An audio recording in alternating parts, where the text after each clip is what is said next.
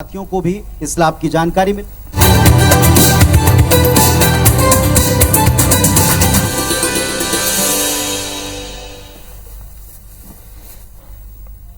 पालन विभाग छत्तीसगढ़, जोरदार तालियों से स्वागत कीजिए पैकरा जी का।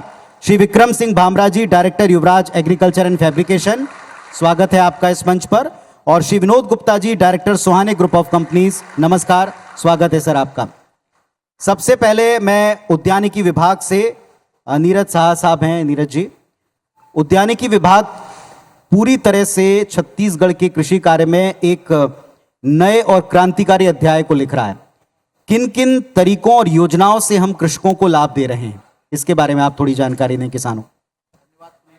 माइक ले लें सर, चालू है सर। धन्यवाद। आज मुझे मौका मिला आपके चैनल के माध्यम से उद्यानिकी विभाग में जो हम लोग किसानों की मदद कर पा रहे हैं, जो योजनाएं संचालित कर पा रहे हैं, उनके बारे में जानकारी देने के लिए। तो जैसा उद्यानिकी विभाग के नाम से हम लोग मुख्य रूप से फल, सब्जी, मसाले वाली फसलें, पुष्प और इनसे जुड़ी हुई जो भी आधुनिक तकनीक है, उन सब के लिए किसानों को सहयोग करने के लिए, उनकी तकनीकी जानकारी देने के लिए, और जब वो शुरुआत करते हैं तो उस समय चूंकि इन फसलों की लागत का जो है वो बहुत अधिक आती है, तो शुरुआती तौर पर उनको एक अनुदान के माध्यम से सहायता प्रदान करते हुए, ताकि वो उस खेती को करने के लिए जब प्रारंभ करें तो उनको कुछ शासकीय सहायता मिल जाए, और जब वो खेती उनके लिए लाभप्रद साबित होने लगे तो उसको वृहद पैमाने पर कर सके। इस उद्देश्य से उद्यान विभाग बहुत सारी योजनाएं संचालित कर रहा है। और जो मैं जानकारी देना चाहूँगा आपको कि राज्य पोषित योजनाएं जो हैं और बहुत सारी केंद्र प्रवर्तित योजनाएं हैं, जिसमें केंद्र सरकार से और राज्य सरकार दोनों के सहयोग से हम किसानों को अलग अलग योजनाओं के संचालन के लिए अनुदान देते हैं, जिसमें वो चाहे फलों की खेती करना चाहे, सब्जियों की खेती करना चाहे, मसाला फसलों की खेती करना चाहे, व्यावसायिक रूप से फूलों का उत्पादन करना चाहे, और उससे जुड़ी हुई बहुत सारी आधुनिक तकनीक है उनके उत्पादन से जुड़ी हुई, जैसे ड्रिप संयंत्र की स्थापना करना होता है उनको अपनी खेती में सिंचाई के लिए, फिर उसमें मल्चिंग की आवश्यकता होती है, शेड नेट हाउसेस बनाने होते हैं जो प्रोटेक्टेड कल्टीवेशन के रूप में उनको आवश्यकता होती है। तो इसी प्रकार के जितने भी कंपोनेंट्स हैं जो हॉर्टिकल्चर से जुड़े हुए हैं, उन सभी कंपोनेंट्स पर हम किसानों को सहायता प्रदान करते हैं और उनको व्यावसायिक खेती के लिए प्रमोट करते हैं। उद्यानिकी विभाग के तहत जैसा हमारी जानकारी है कि लोन को लेकर अभी हाल ही में एक नया ऐलान हुआ है।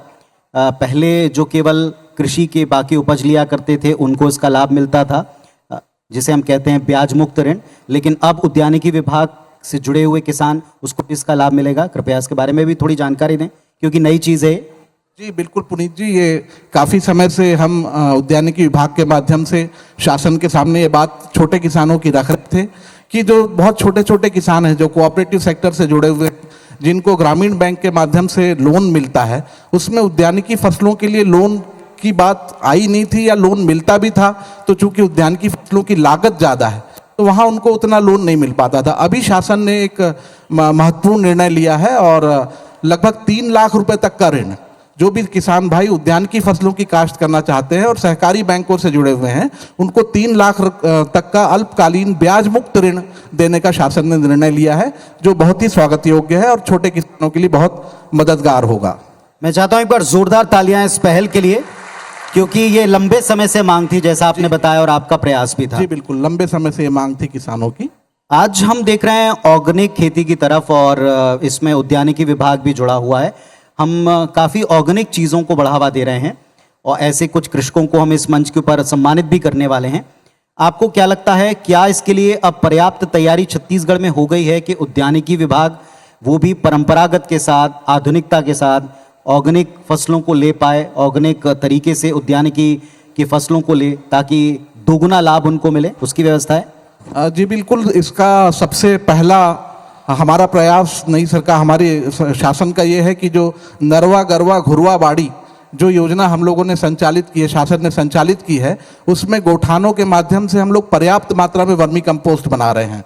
और जहाँ ऑर्गेनिक फार्मिंग की बात है, वहाँ फर्टिलाइज़र या जो केमिकल फर्टिलाइज़र है उनके स्थान पर हम दूसरे प्रकार की खाद दे पाएँ, ताकि जो फसलों के लिए आवश्यक पोषण है वो उपलब्ध हो सके।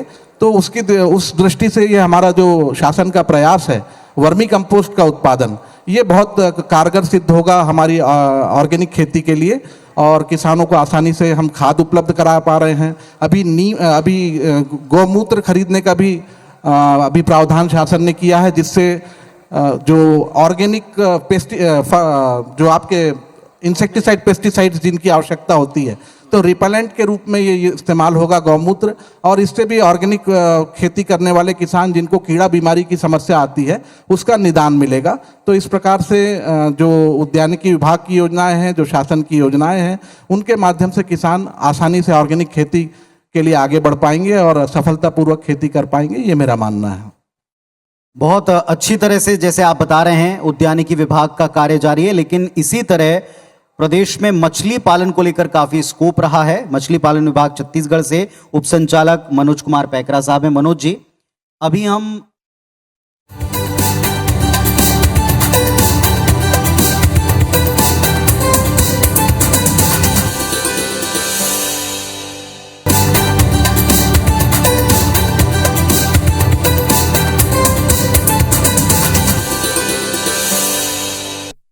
में वहाँ लीची ज़्यादा अच्छा से हो सकती है, वहाँ नाशपाती की खेती हो सकती है। जो हमारा बस्तर का क्षेत्र है वहाँ हम काजू को बढ़ावा दे रहे हैं, नई फसलों में हम कॉफ़ी की बात कर रहे हैं, जशपुर में हम चाय की बात कर रहे हैं। तो इस प्रकार से जो हमारी जलवायु की विशेषता है, हमारे छत्तीसगढ़ राज्य में जो अलग अलग 3 हमारे जलवायु क्षेत्र हैं, जो जिसको हम मैदानी क्षेत्र के रूप में और उत्तरी पर्वतीय क्षेत्र के रूप में और बस्तर के पठार के रूप में हम बात करते हैं, तो उन सभी जिलों में जहाँ जिस फसल का क्षेत्राच्छादन ज़्यादा है, जहाँ हम सफलतापूर्वक उसको ले सकते हैं, उस फसल को हमने वहाँ 1 डिस्ट्रिक्ट 1 फोकस प्रोड्यूस के रूप में फोकस भी किया है।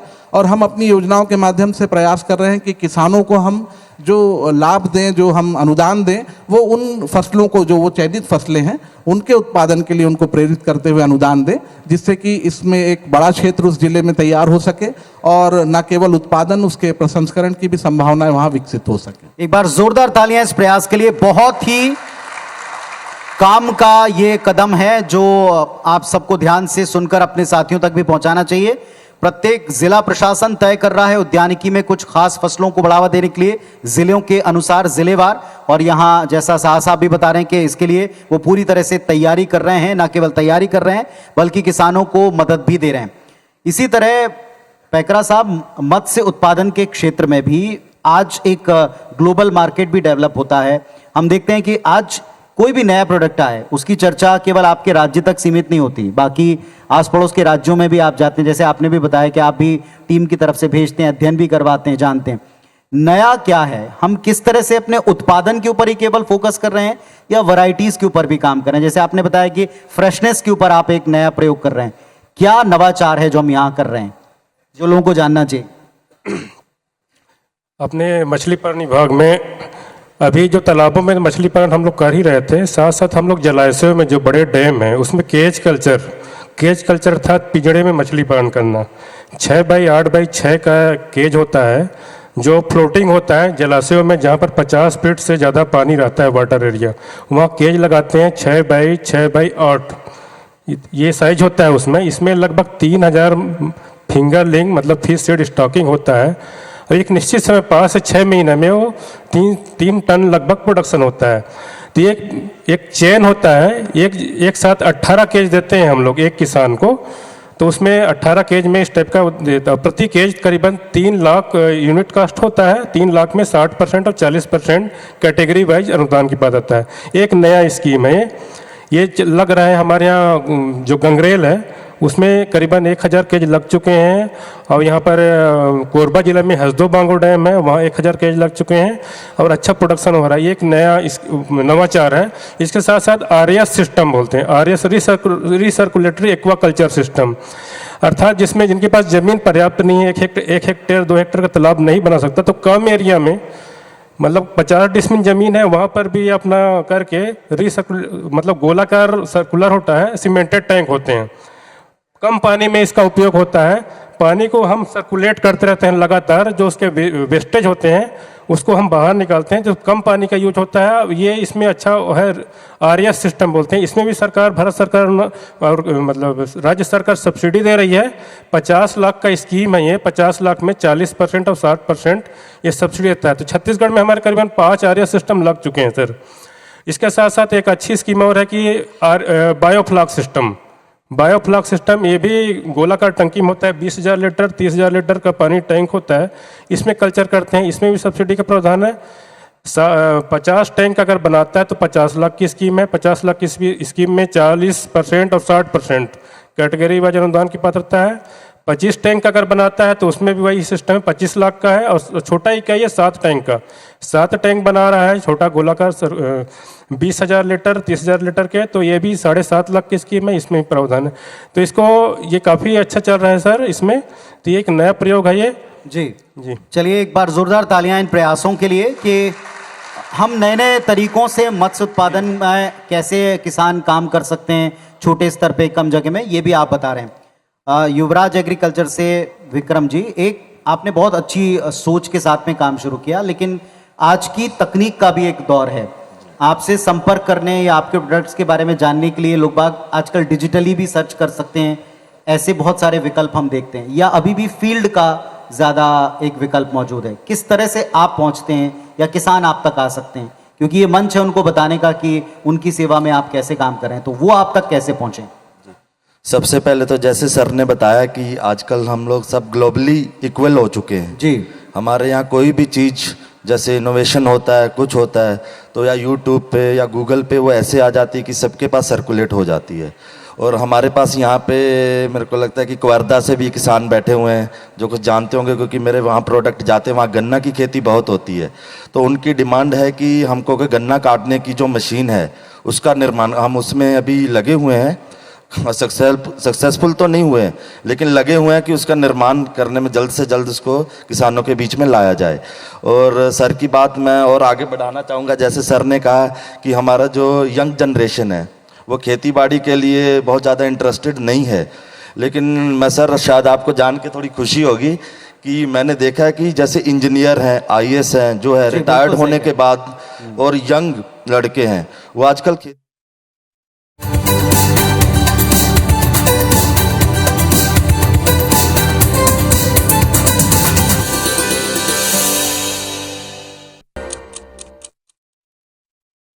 गोधन योजना के तहत 2 रुपये किलो गोबर खरीदने का काम, और उस गोबर से अनेक प्रकार के उत्पाद बनाए। जैसे आपने जिक्र भी किया जी कि हमारे छत्तीसगढ़ के अनेक गौठानों में गोबर से वर्मी कंपोस्ट हम बना ही रहे हैं, साथ में गोबर से दीपक बनाने का काम। और यह केवल छत्तीसगढ़ नहीं, पूरे भारतवर्ष नहीं, इस गोबर का जो दीपक है उसका मांग विदेश में भी होने लगा। और पहली बार भारत सरकार ने गोबर के दीपक का निर्यात करके विदेशी मुद्रा भी प्राप्त किया। जी ये छत्तीसगढ़ की योजना का ही प्रतिफल है। प्रारंभ में तो लोगों ने इसका उपहास भी उड़ाया। हमारे विपक्ष के एक नेता ने यहाँ तक के कहा कि सरकार का कोई काम बचा नहीं है, इसलिए गोबर खरीद रहे हैं, गोबर को तो राजकीय चिन्ह घोषित करना चाहिए जी। ये उन्होंने कहा। लेकिन इसी योजना का प्रतिफल यह हुआ कि भारत सरकार को विदेशी मुद्रा इसी योजना के तहत प्राप्त हुआ। अब गौमूत्र खरीदने का भी काम सरकार ने प्रारंभ किया है। और अभी तक के धार्मिक दृष्टि से हम लोग जब भी पूजा अर्चना कार्य करते हैं, संयोग से अभी नवरात्र चल रहा है, जी जी जी, प्रारंभ भी हमने नवरात्र किया है, तो गौ माता गोबर से जगह को लीप करके हमने नवरात्र प्रारंभ किया। और जब भी धार्मिक अनुष्ठान होता है कि हम गोबर से लिपते हैं, तभी अपना काम को पूरा प्रारंभ करते हैं, धार्मिक काम को। छत्तीसगढ़ सरकार के सम्मान्य मुख्यमंत्री भूपेश बघेल जी ने, हमारे विभागीय मंत्री आदरणीय रविंद्र चौबे जी ने कहा गोबर से और कुछ बनना चाहिए। अभी तक गोबर से बिजली बना रहे थे, गोबर से गैस बना रहे थे, गोबर से नाना पर उत्पाद हो रहा था। अब गोबर से पेंट बनाने का काम भी प्रारंभ हो गया है। अभी तक हम केवल पूजा स्थल को गोबर से लिपा करते थे, अब हम अपने पूरे घर के दीवार को भी गोबर के बने हुए पेंट से पुताई करेंगे। जी जी। तो यह, और हम लोग भारतीय संस्कृति सनातन धर्म में गोबर को लक्ष्मी भी मानते हैं। तो अब उस लक्ष्मी के प्रतीक स्वरूप हम अपने पूरे घर के दीवार को भी गोबर बने हुए पेंट से उसका हम लोग पोताई करेंगे। जी। तो ये छत्तीसगढ़ सरकार का महती योजना है और किसानों को यह राज भी आ रहा है, आर्थिक रूप से वो सुदृढ़ भी हो रहे हैं। महिला समूह जो गांव में काम करते हैं वो आर्थिक रूप से बहुत अच्छे ढंग से इससे प्रगति कर रहे हैं। तो एक सोच और इस एक सोच ने कितना क्रांतिकारी कदम लिया, और बिल्कुल सही बात कि जिन्होंने इसका उपहास किया वो आज इसके बहु उपयोग को, बहु आयामों को फलीभूत होते हुए देख रहे हैं। चूंकि हमारे पास अब मंत्री जी आ गए हैं तो मैं चाहूंगा कि हम संक्षेप में और जल्दी जल्दी चर्चा को करें ताकि सबको लाभ मिले। गोहिल साहब, जिस अंदाज में छत्तीसगढ़ राज्य ग्रामीण बैंक, जिसमें हमने आपसे चर्चा का सौभाग्य पहले भी प्राप्त किया है कि केवल अब नाम ग्रामीण है लेकिन आपकी सारी सेवाएं ग्लोबल हैं, इतने सारे किसान आपको देख सुन रहे हैं, किसानों को लेकर ऐसा क्या है जिससे हम ये दावा कर सकते हैं कि आपकी संस्था उनको हर कदम के ऊपर मदद दे रही, बताएं थोड़ा। देखिए, हम ग्रामीण बैंक है जो सर थोड़ा सा माइक पास कर रहे हैं। हाँ बिल्कुल। देखिए, हम ग्रामीण बैंक है तो स्वाभाविक है कि हम ग्रामीण क्षेत्र को सेवा में ज़्यादा तत्पर रहेंगे। अब आज के परिप्रेक्ष्य में देखा जाए तो ग्रामीण क्षेत्र की जो अपेक्षाएं हैं वो काफ़ी अलग है। जो हम पुरानी सोच के साथ बेहतर से बेहतर टेक्नोलॉजी चाहिए अपने उनको, जो निवेश के लिए दूसरे माध्यम जो शहरों में उपलब्ध होते हैं, तो वो ग्रामीण क्षेत्र को भी वो सारी सुविधाएं उपलब्ध कराना हम अपना फर्ज समझते हैं और हम भली भांति करा पा रहे हैं। तो एक जिसे हम कहते हैं ना, आधुनिक बैंकिंग के लिए जो कुछ चाहिए वो CRGB की तरफ से प्रयास हो रहा है कि उसको और बेहतरी से हम कर पाएँ। ऋण वगैरह की जो हमारी योजनाएं हैं वहाँ भी जो हमारे ब्याज के दर हैं वो इतने कॉम्पिटिटिव हैं कि जिस दर पे हम लोन दे रहे हैं शायद दूसरे बैंक उस लेवल की डिपॉजिट का रेट भी नहीं रख पा रहे हैं। तो ये इसलिए संभव है क्योंकि इसी ग्रामीण क्षेत्र से हम अपना बिजनेस पाते हैं ताकि हम अपनी लागत बहुत कम रेट पे लगा पा रहे हैं। ये एक हमारी बैंक की खास चीज़ है कि जो इंटरेस्ट रेट है हमारे वो बहुत कम है।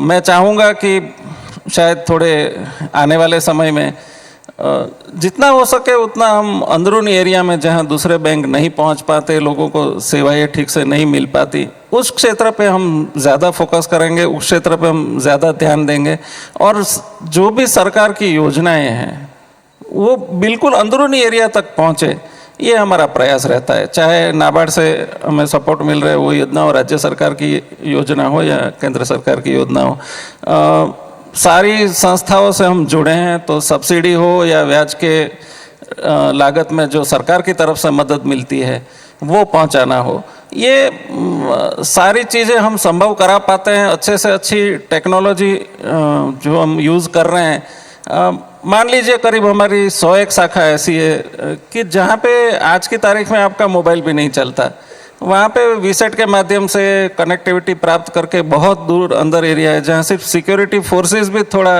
झिझकती है, वैसे एरिया में हमारी ब्रांचेस लगी हुई हैं जी। तो प्रयास ये है कि अंदरूनी जो रियली ग्रामीण क्षेत्र है जहाँ काफ़ी संवेदनशील एरिया भी है वहाँ हम अच्छे से अच्छे आधुनिक सुविधाएं पहुँचा पाए, यही हमारा प्रयास है। चलिए, इसके बारे में हमने और डिटेल में भी पहले भी बातचीत की। नाबार्ड से सुपर्णा जी हैं हमारे साथ। सुपर्णा जी, स्वागत है आपका एक तो इस मंच के ऊपर।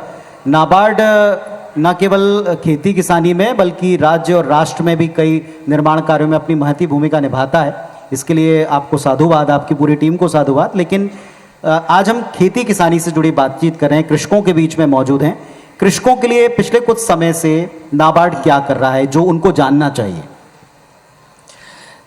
धन्यवाद।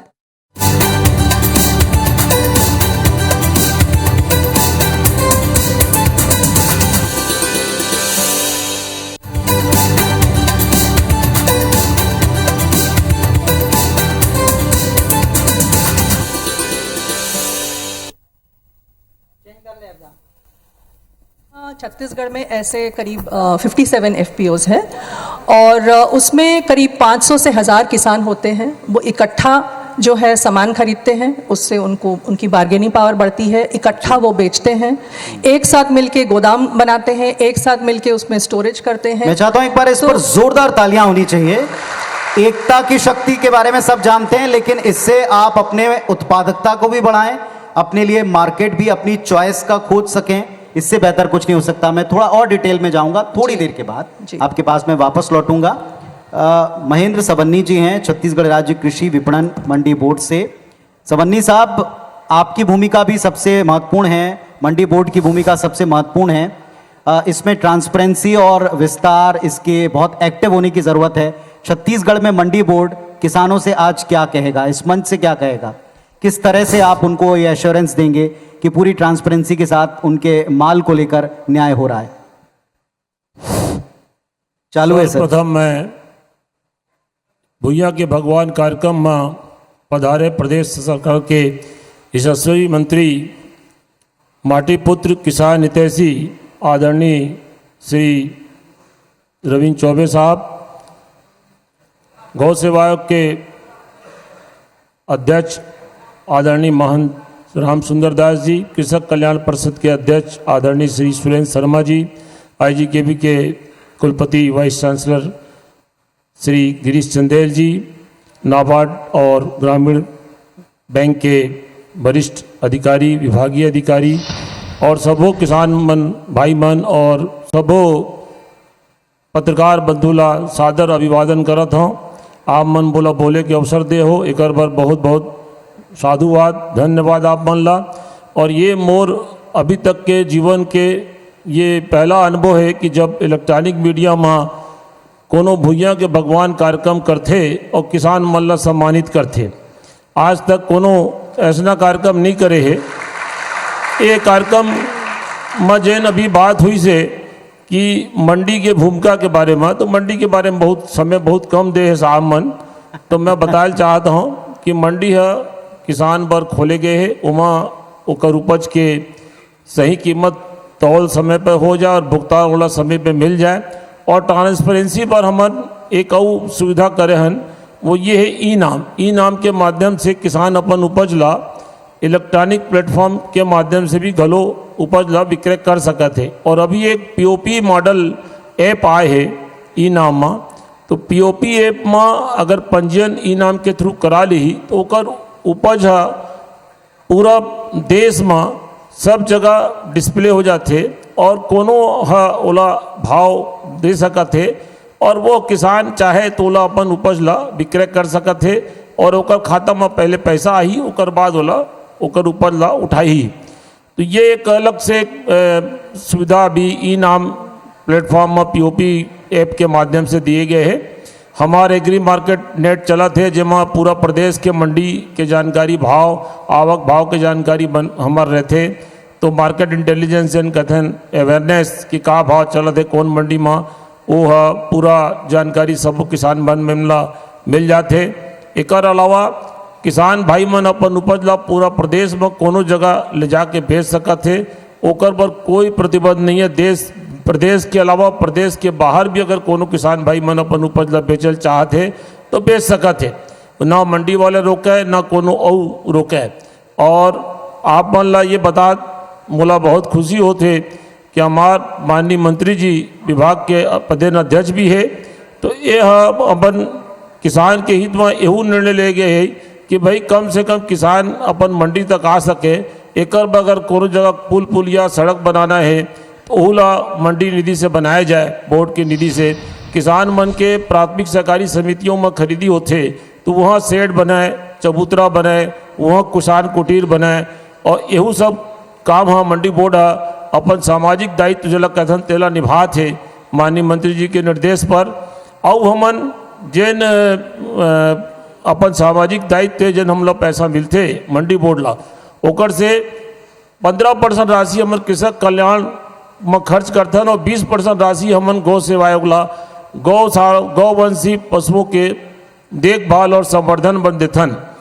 यू हमार सामाजिक दायित्व के निर्वहन की एक भूमिका है हमार मंडी बोर्ड के।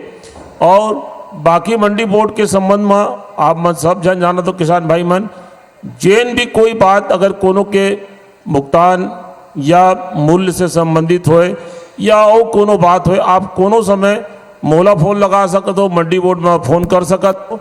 आपके हर समस्या के समाधान पर हमन सदैव तत्पर रहबो और प्रयास करबो कि आपके जो समस्या है तेला तत्काल सुलझा देबो। धन्यवाद। अतके बर बोला समय दे गए। चलिए, बहुत संक्षेप में आपने अपनी बात रखी। मैं चाहता हूँ जोरदार तालियां बजाएं। और जैसा उन्होंने कहा कि ये बोर्ड ही केवल किसान और उनकी सुविधा के लिए है, तो इसी यकीन के ऊपर किसान आगे भी बढ़ते हैं। हमारे साथ में एक और ऐसी संस्था है जो कृषि विकास में किसानों के हर कदम पर उनका साथ देती है, जानकारियों से लेकर उन्हें आगे क्या करना है। इंदिरा गांधी कृषि विश्वविद्यालय से कुलपति महोदय हमारे साथ में, चंदेल साहब। पहले हम एक दौर था जब केवल और केवल उत्पादन पर फोकस किया करते थे, अब हम क्वालिटी पर और मार्केट में क्या चाहिए, डिमांड क्या है, मार्केट ड्रिवन क्या चीज़ें हैं, उनको लेकर बड़ा फोकस करते हैं। कैसे आप और आपका ये पूरा उपक्रम उनकी मदद कर रहा है ताकि हम केवल प्रोडक्टिविटी पर नहीं बल्कि मार्केट को क्या चाहिए इस पर उत्पादन ले सकें। जैसा कि आपने अभी इस बारे में मार्केट ड्रिवन एग्रीकल्चर की बात की, पूर्व में कृषि का विकास या जो उस पर रिसर्च है, जब हम 1960 से जब रिसर्च करते थे, इसमें हमारा ध्यान रहता था कि भुखमरी ना हो, इसलिए उत्पादकता को बढ़ाया जाए। 60 थोड़ा सा माइक पास करें। हाँ, 60 से 80s के दशक में जितना भी विकास रहा, पौधों के विकास में, गुणवत्ता के विकास में कार्य किया गया, और आज हमारा प्रदेश जो कि कृषि प्रधान और मुख्य उत्पादक है धान का, और छत्तीसगढ़ धान का कटोरा भी कहा जाता है, और जिस हिसाब से हमारी सरकार जो है अभी धान की खरीदी में भी पुरजोर से लगी हुई है, इस बार नवंबर से भी खरीदी हो रही है, तो ये दर्शाता है कि उत्पादकता बढ़ाने में हमारे विश्वविद्यालय का और देश के सभी वैज्ञानिकों का बहुत योगदान रहा है। और हम इतना आज अनाज उत्पादन कर रहे हैं कि जैसे अभी कॉन्फ्लिक्ट हुआ था यूक्रेन वार, उसके बावजूद भी हमारे पास खाने की पूरी मात्रा थी। लेकिन 60 सालों के कृषि में हमने दो चीज़ों पे, उत्पादकता पे तो बहुत ध्यान दिया, लेकिन गुणवत्ता पे ध्यान हम शायद कम दे पाए। तो गुणवत्ता को बढ़ाने पे भी अब फोकस रिसर्च है। दूसरा, बहुत सी वैरायटीज़ बहुत से वैज्ञानिक डेवलप करते हैं, उसके बाद इस जो भी प्रजाति का डेवलपमेंट होता है उसको किसानों तक ले जाते हैं, तो इसमें समय ज़्यादा लगता है। बहुत सी वैरायटी किसानों के पास जा पाती है, नहीं जा पाती है। तो अब ये दृढ़ निश्चय है आधुनिक कृषि का उपयोग करके पहले बाजार में हम एसेस कर लेंगे कि कौन सी वैरायटी किस किसान को, किस प्रदेश के किस एरिया में कितने की ज़रूरत है। जब इसकी जानकारी हम पहले से ले लेंगे और फिर उस वैरायटी का उत्पादन करेंगे या उसका प्रोडक्शन बढ़ाएंगे, तो हमें पूरा विश्वास है कि जो वैरायटी, नई वैरायटी जो है किसान को मिल पाएगी, जिससे हमारी उत्पादकता बढ़ेगी और साथ ही साथ अच्छे गुण वाले, जैसा कि मुझे बताते हुए बड़ी खुशी है कि हमारे छत्तीसगढ़ की एक धरोहर थी जिसको जीरा फूल राइस कहते हैं। आपको जानकर बड़ा हर्ष होगा कि इसको बाजार से जोड़ने के लिए इसका जो जीआई टैग होता है वो भारत सरकार से हमको मिला है। नगरी दुबराज हमारी धरोहर थी जिसको खाने में लोग उपयोग करते थे, तो इसको बाजार से लिंक करने के लिए जीआई टैग हम लोगों ने प्राप्त कर लिया है। तो अब छत्तीसगढ़ का जो दुबराज, नगरी दुबराज या छत्तीसगढ़ की जो जीरा फूल राइस है, ये इसका एक्सपोर्ट सीधे कर सकते हैं जैसे बासमती राइस का होता है जो दूसरे प्रदेश करते हैं, और ये हमारी पहचान विश्व स्तर पर ले जाएगा। तो हम पूरी कोशिश कर रहे हैं कि जो उत्पाद है उसको, जैसे नाबार्ड में मैडम ने बताया, एफपीओज हैं, इन सब से मिलके मुझे ये भी बताते हुए बड़ा हर्ष है कि माननीय मंत्री जी हमारे अध्यक्ष हैं और एक बायोटेक प्रमोशन सोसाइटी बनी है। उसमें सर आपके निर्देशन में इस बार जो हमारे विश्व में जो एक वॉर चल रहा था, यूक्रेन वॉर, उसके कारण जब डीएपी की कमी हुई तो हम लोगों ने उसमें एक प्रयास किया और तकनीक का उपयोग करके जो फास्फोरस के लिए जो बायो फर्टिलाइज़र होता है, हमारे वैज्ञानिकों ने और सोसाइटी ने मिलके करीब 15 से 20 हज़ार लीटर फास्फोरस सॉल्वलाइजिंग बैक्टीरिया या दूसरे बैक्टीरिया को, जो गोठानों की महिलाओं में जो समूह हैं उनकी ट्रेनिंग की और उन लोगों को ऐसा बायो फर्टिलाइज़र दिया कि आज हमारी उत्पादकता में कमी होने की कोई संभावना नहीं है। तो ऑर्गेनिक खेती को सपोर्ट करने के लिए तकनीक से कैसे बढ़ाएंगे, इसके लिए हम कार्य कर रहे हैं। हमारे पूरे 27 जिले हैं जिसमें हमारे केवीके हैं। केवीके हमारे हर एक किसान समूह में जाके सभी तकनीकों का फसल का डिमॉन्स्ट्रेशन भी करते हैं और उन लोगों की उसको बाजार से लिंकिंग की भी बात करते हैं। जैसे ई नाम के लिए अभी मंडी बोर्ड के उनने आपको बताया, मैं इसका एक बताऊंगा। आज की डेट में हमको ई नाम के थ्रू, जैसे हम सब जानते हैं कि हमारे बेरला क्षेत्र में या बेमेतरा साइड में जो किसान हैं उन लोग हार्टिकल्चर और फ्रूट्स के क्रॉप बहुत उगाते हैं। मुझे बताते हुए बड़ा हर्ष है कि भारत सरकार की टीम जो एपीडा की टीम है, अभी 14 से 16 अक्टूबर को हमारे यहाँ जो एक प्रोग्राम हो रहा है उसमें फसल के जो वेजिटेबल एंड फ्रूट्स के लिए एक्सपोर्ट का क्या पोटेंशियल है इसका सर असेसमेंट हुआ है। और छत्तीसगढ़ के गुआवा की डिमांड जो हमारा जाम है यहाँ का, उसकी डिमांड विश्व में बहुत है। उसको एक्सपोर्ट करने के लिए जो भी ज़रूरत होगी उसके लिए हम भारत सरकार के और बहुत से अच्छे एक्सपोर्टर यहाँ आ रहे हैं। तो हमने एक प्रयास किया है कि यहाँ के जो किसानों के जो उत्पाद हैं उसको विदेश में कैसे पहुँचाएं, और उसके लिए जो टेस्टिंग और रेगुलेशन की ज़रूरत है वो हमारी सरकार के निर्देशन पे हमारे विश्वविद्यालय में तैयार हो गई है। जोरदार तालियां एक बार इन प्रयासों के लिए। और ये सारे प्रयास फलीभूत हों तभी हम कह सकते हैं कि छत्तीसगढ़ की इस उर्वरा माटी और इसमें काम करने वाले अन्नदाता भूइयाँ के भगवान जिनके सम्मान के लिए हम यहाँ हैं, उनकी मेहनत सार्थक होगी और उसको एक दिशा मिलेगी। मैं चाहता हूँ गोहिल साहब, आज सभी ने एक एक करके बताया कि हम आने वाले वक्त की ज़रूरतों पर भी काम कर रहे हैं। आप दूर दूर तक फैले हैं, वहाँ तक फैले हैं जहाँ कोई नहीं है, ब्रांचेस आपकी सर्वाधिक हैं, लेकिन क्या हम डिजिटली भी उतने स्ट्रांग अपने कृषकों को बना रहे हैं आपकी संस्था के द्वारा? देखिए, डिजिटल में जो हमारी रीच, जिसको मतलब कहें हमारी पहुंच है, उसमें अभी हमें और प्रयास करना पड़ेगा। वहाँ पे जो हमें मतलब जिसको कहें कि एक संवेदनशील विषय ये है कि हम टेलीकॉम पे डिपेंडेंट है, मतलब फ़ोन है या इंटरनेट पे। तो वहाँ पे अगर दूर दराज एरिया में हमें डिजिटल ले जाना है तो कुछ हद तक जब तक टेलीकॉम नेटवर्क अच्छे से स्थापित नहीं होता तब तक बहुत सारा इंटरनेट वगैरह वहाँ पहुँचाना संभव। लेकिन बैंकिंग के लिए जो हमें बेसिक चीज़ें चाहिए वो हम विसेट के माध्यम से पहुँचा पा रहे हैं। शाखाएँ भी हमारी जहाँ उन एरिया में चल रही हैं। थोड़ा सा और ऊपर आते हैं तो डिजिटल में जैसे मोबाइल बैंकिंग, इंटरनेट बैंकिंग है, तो ये हम आरबीआई से प्राप्त कर चुके हैं। करीब 2 साल से हम प्रयास कर रहे हैं कि ग्रामीण क्षेत्र में भी इसका बढ़ावा हो। यूपीआई के पेमेंट जो कोविड पीरियड में बढ़े हैं हमारे, तो मैं ये कहूँगा कि एक हमारे क्षेत्र की जो हम मानते थे कि ग्रामीण क्षेत्र में इन चीज़ों का बढ़ावा करना मुश्किल है, हमारा जो अंदाज़ा था उससे करीब 10 गुना ट्रांजैक्शन अभी हो रहे हैं। तो ग्रामीण क्षेत्र भी हर तरह से डिजिटल के लिए मैं मानता हूँ तैयार ही है। हाँ, ज़रूर वहाँ उनको सावधान रहना चाहिए, या जिसे हम ये कहें ना कि प्रशिक्षण का जो एरिया है वो हमें और बढ़ाना पड़ेगा, और अंदर हमें मेहनत और करना पड़ेगा कि इसको एक सही तरीके से हम पहुँचा पाएँ। ये जरूर चैलेंज है और हमें उसे बराबर मीट करना पड़ेगा। बिल्कुल, आपको इसके लिए हम शुभकामनाएं देते हैं। सुपर्णा जी, अभी हम जब नाबार्ड के आपके तमाम प्रकल्प जान रहे थे तो उसमें आदिवासी बहुल भी ये राज्य है। आदिवासियों के लिए नाबार्ड आज की तारीख में क्या कर रहा है, और डिजिटली स्ट्रांग होने की तरफ हम सबको मोटिवेट कर रहे हैं, प्रेरित कर रहे हैं, जैसा अभी कह भी रहे थे गोयल साहब कि एक चैलेंज है सबके लिए। इसमें आप क्या कर रहे हैं? तो मैं 2 हिस्सों में आपके सवाल का जवाब देती हूँ जी। सबसे पहले जो हमारे थोड़ा सा माइक पास कर लीजिए। हमारे जो आदिवासी जो किसान है उनके लिए हमारे कई प्रोडक्ट्स हैं। तो उसमें जो मेन हमारा प्रोडक्ट है वो है आदिवासी वाड़ी परियोजना, वाड़ी एक्चुअली लिटरली वाड़ी। तो हमने ये देखा है कि आदिवासी लोगों के जो ज़मीन है या तो वो बिल्कुल उर्वर नहीं होते हैं, पथरीली होते हैं, पानी की कमी के वजह से वहाँ उत्पादन भी अच्छे से नहीं हो पाता है, तो वो लोग माइग्रेट कर जाते हैं। छत्तीसगढ़ी लेबर मतलब काफ़ी फेमस है, जो काफ़ी दुख की बात है।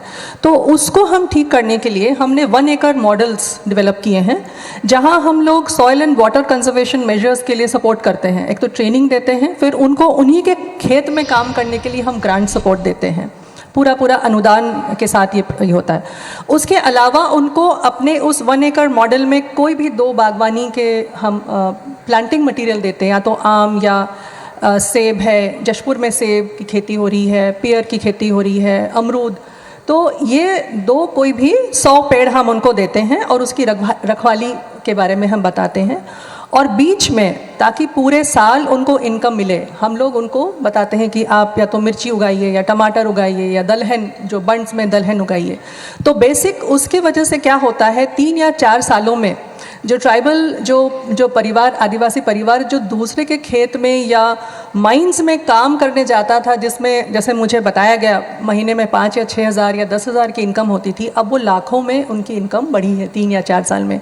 कोई 2.5 लाख, कोई 3 लाख कमा रहा है, और उससे उनका जो एम्पावरमेंट हुआ है वो देखने लायक है। अभी हाल में मैं रायगढ़ गई थी, वहाँ एक किसान ने बताया कि केवल इस परियोजना के तहत उसने अपना पक्का घर बनाया, उसने मोटरसाइकिल खरीदी, उसके बच्चे प्राइवेट स्कूल में पढ़ रहे हैं जो पहले पढ़ते नहीं थे। जी, जोरदार तालियां मैं चाहता हूं इस प्रयास के लिए। गांव का विकास हुआ है। तो इस परियोजना के तहत हम लोग करीब अभी तक 55,000 आदिवासी परिवारों को हम मदद कर पाए हैं।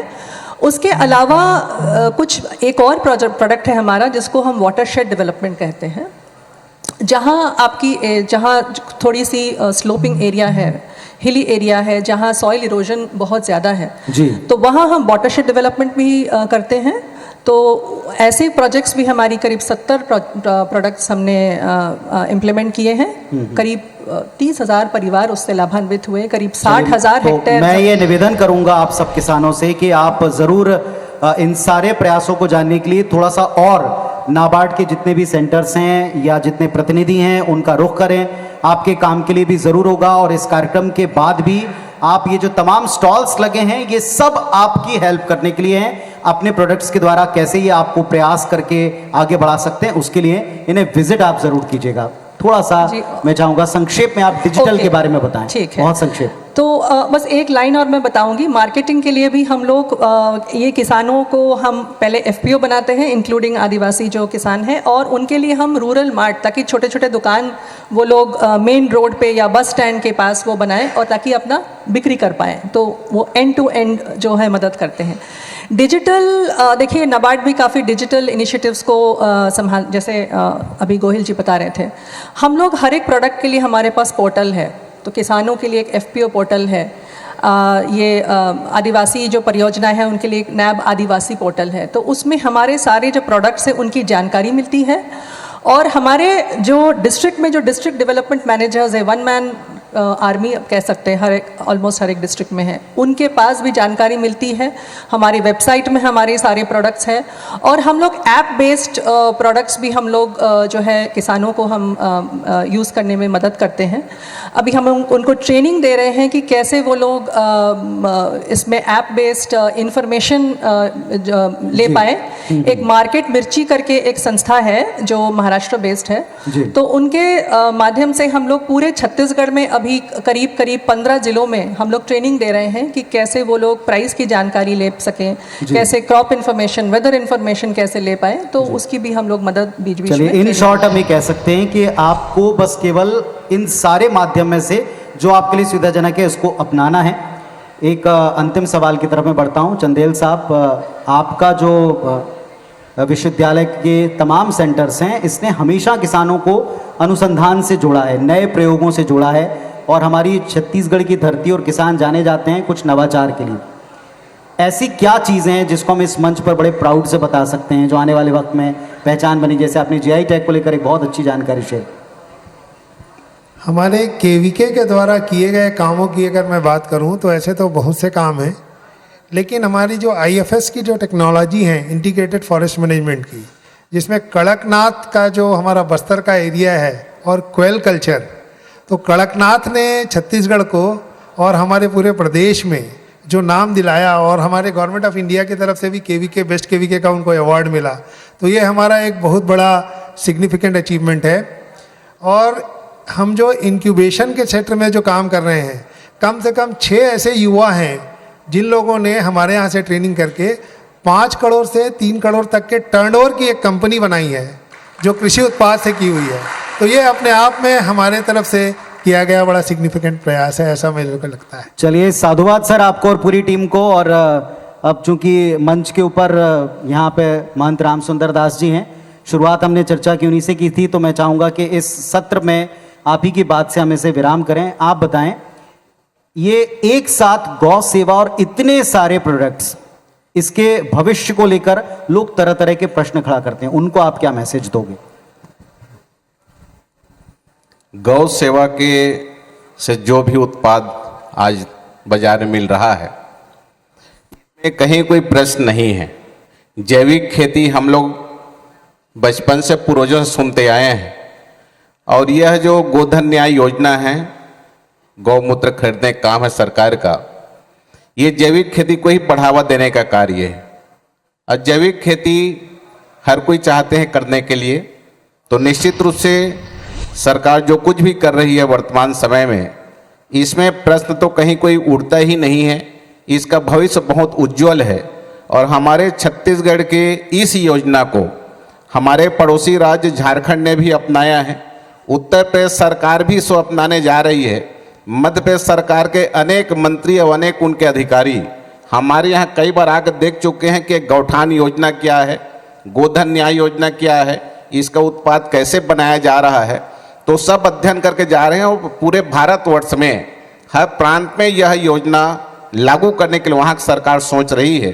तो निश्चित रूप से ये जो गोधन न्याय योजना है, यह बहुत ही अच्छा है, और किसान और विशेष करके हमारे महिला समूह की माताएं बहनें इससे बहुत आगे बढ़ आर्थिक रूप से सुदृढ़ हो रहे हैं।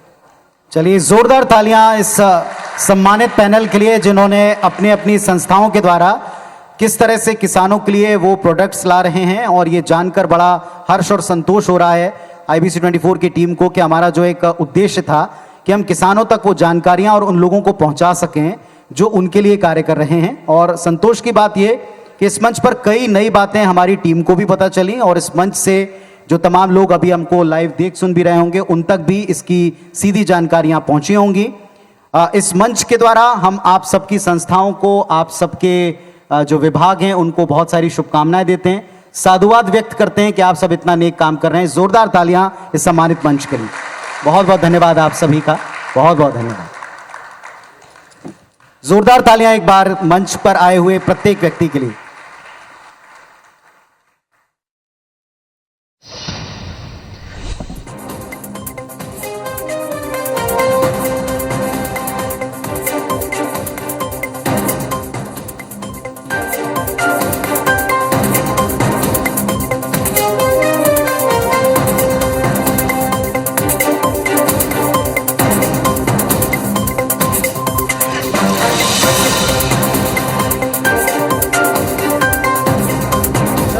राज्य कृषि विपणन मंडी बोर्ड प्रेजेंट्स IBC 24 भुइयां के भगवान 2022 पावर्ड बाय नाबार्ड, को पावर्ड बाय उद्यानिकी विभाग Chhattisgarh in association with Suhane agro, supported by Yuvraj agriculture and fabrication, मछली पालन विभाग छत्तीसगढ़, बैंकिंग पार्टनर छत्तीसगढ़ राज्य ग्रामीण bank, health partner NHMMI Narayana super speciality hospital Raipur, strengthened by Goel TMT and Goel Pipes, Finishing School, NH Goel Finishing School Raipur, Frozen Food Gold, web partner IBC24.in, IBC 24 Bhuiyan के भगवान 2022 सम्मान का ये मंच हमने तैयार किया आप सबकी सहयोग और शक्ति से। आप सबके साथ ने IBC 24 को हमेशा सामाजिक सरोकारों के ऐसे मंचों को आप तक लाने के लिए प्रेरित किया है। हमें बार बार आप सबसे वो ऊर्जा और उत्साह मिला है जिसके बूते हम ऐसे कार्यक्रम और ऐसे मंचों को आप तक लेकर आते रहे हैं। जो हमने पैनल डिस्कशन किया उसमें भी ये संकल्प दिखाई पड़ा, और अब ऐसे कृषक बंधु जिन्होंने अपने खेतों में छोटे से प्रयास से नवाचार भी किया और एक क्रांति लाने का प्रयास भी उनका है, अब उन्हें इस मंच पर बुलाकर उनके कृतित्व को देखने और सलाम करने की बारी है, यानी उस सम्मान की बारी है, उस पुनीत कार्य की बारी है जिसके लिए हम सब यहाँ एकत्रित हुए हैं। इस मंच पर मैं अब उन हस्तियों को आमंत्रित करता हूँ जिनके हाथों ये सम्मान उन कृषक बंधुओं और भुइयां के भगवान को हम समर्पित करेंगे। बड़े आदर और आप सबकी बेहद जोरदार तालियों के साथ मैं मंच पर आदर आमंत्रित करता हूं श्री रविंद्र चौबे जी, कृषि मंत्री छत्तीसगढ़ शासन, जो आज के कार्यक्रम के मुख्य अतिथि हैं, श्री सुरेंद्र शर्मा जी, अध्यक्ष कृषक कल्याण परिषद छत्तीसगढ़, विशिष्ट अतिथि के तौर पर पधारे हैं। जोरदार और लगातार तालियां आपकी बजती रहें। श्रीमंत राम सुंदर दास जी, अध्यक्ष गौ सेवा आयोग छत्तीसगढ़, विशिष्ट अतिथि के तौर पर पधारे हैं। और आप सबको लाने के लिए मैं IBS 24 के CEO श्री विवेक पाठक सर से सविनय निवेदन करता हूं कि आप सबको मंच पर लेकर आए।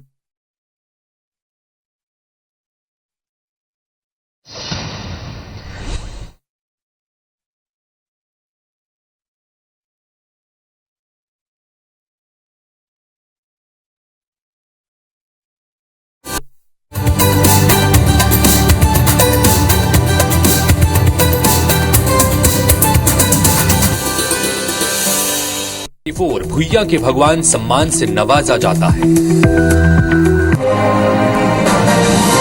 ऐसे वक्त में जब अधिकतर किसान पैदावार बढ़ाने के लिए रासायनिक खाद का प्रयोग करते हैं, तब इस दौर में ग्राम भैंसामुड़ा के रहने वाले कन्हैया साहू ने पारंपरिक खेती पर ही भरोसा जताया। कन्हैया ने तय किया कि वो ज्यादा से ज्यादा जैविक खाद का प्रयोग कर ही धान की खेती करेंगे।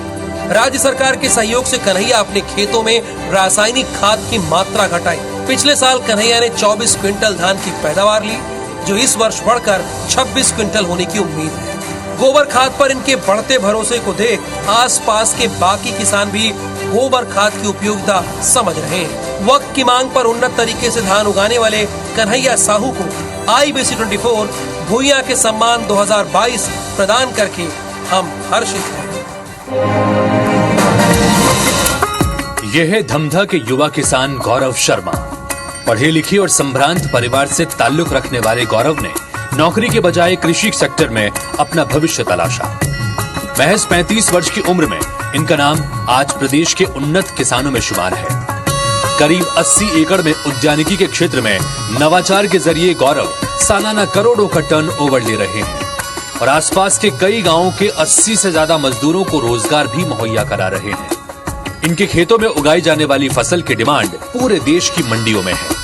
इनकी सफलता को देखकर आसपास के युवा भी कृषि के क्षेत्र में अपना भविष्य बनाने के लिए प्रेरित हो रहे हैं। युवा किसानों के लिए प्रेरणा स्रोत बने गौरव शर्मा को भुइयां के भगवान सम्मान प्रदान किया जा रहा है। आप सबकी जोरदार तालियों के बीच मंच पर सादर आमंत्रित हैं कबीर चंद्राकर रायपुर से। 150 एकड़ में फलों का उत्पादन ये कर रहे हैं, युवा हैं और कृषि कार्य को आगे बढ़ा रहे हैं। सम्मानित मंच से आदरणीय कृषि मंत्री जी से मेरा अनुरोध है, भुइयां के भगवान सम्मान 2022 हम इन्हें प्रदान करें। कबीर चंद्राकर जी रायपुर। 150 एकड़ में फलों की खेती कर कृषि कार्य को एक नया आयाम दिया। जोरदार तालियां कबीर जी के लिए।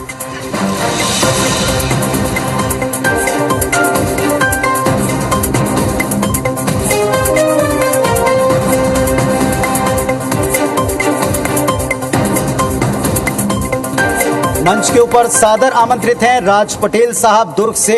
70 एकड़ में सब्जी और फलों की खेती कर ये एक नया कीर्तिमान रच रहे हैं। जोरदार तालियां हो जाएं राज पटेल जी के लिए।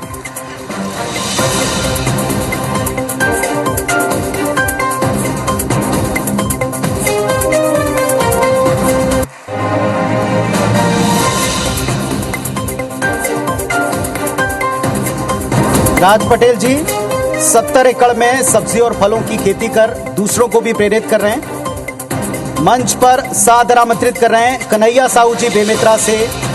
परंपरागत धान की खेती में तरह तरह के प्रयोग और साहस से ये अपने कृषि कार्य को एक नया मुकाम दे रहे हैं। कन्हैया साहू जी बेमेतरा। जोरदार तालियां कन्हैया जी के लिए।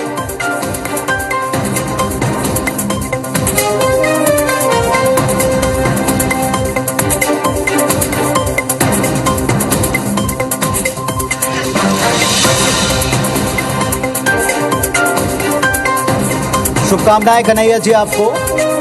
मंच पर आमंत्रित है गौरव शर्मा जी दुर्ग से। 80 एकड़ में उद्यानिकी में नवाचार कर रहे हैं। जोरदार तालियां हो जाएं गौरव शर्मा जी के लिए। दुर्ग से पधारे हैं इस मंच पर।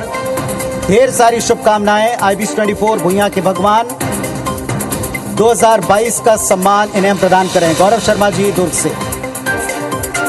जोरदार तालियां इन चारों साहसी किसानों के लिए जिन्होंने इस मंच पर सम्मान प्राप्त किया है।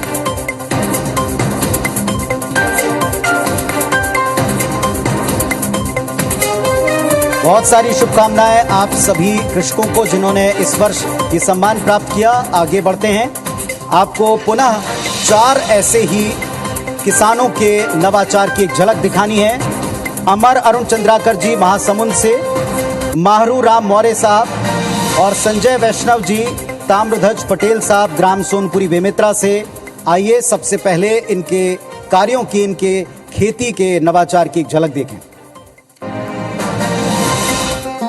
महासमुंद के अरुण चंद्राकर अपनी प्रयोगधर्मी साहसी सोच के बूते उन्नत खेती में जुटे हैं। सिविल इंजीनियरिंग में बीटेक करने के बाद अरुण ने नौकरी करने के बजाय पॉली हाउस के जरिए फूलों की खेती में हाथ आजमाया, जहां आज वो गुलाब, सेवंती और जरबेरा के फूलों की खेती कर लाखों का मुनाफा कमा रहे हैं। इनकी कामयाबी को देखते हुए अब जिले के किसान धान के साथ फूल और सब्जी की उन्नत फसल लेने लगे हैं।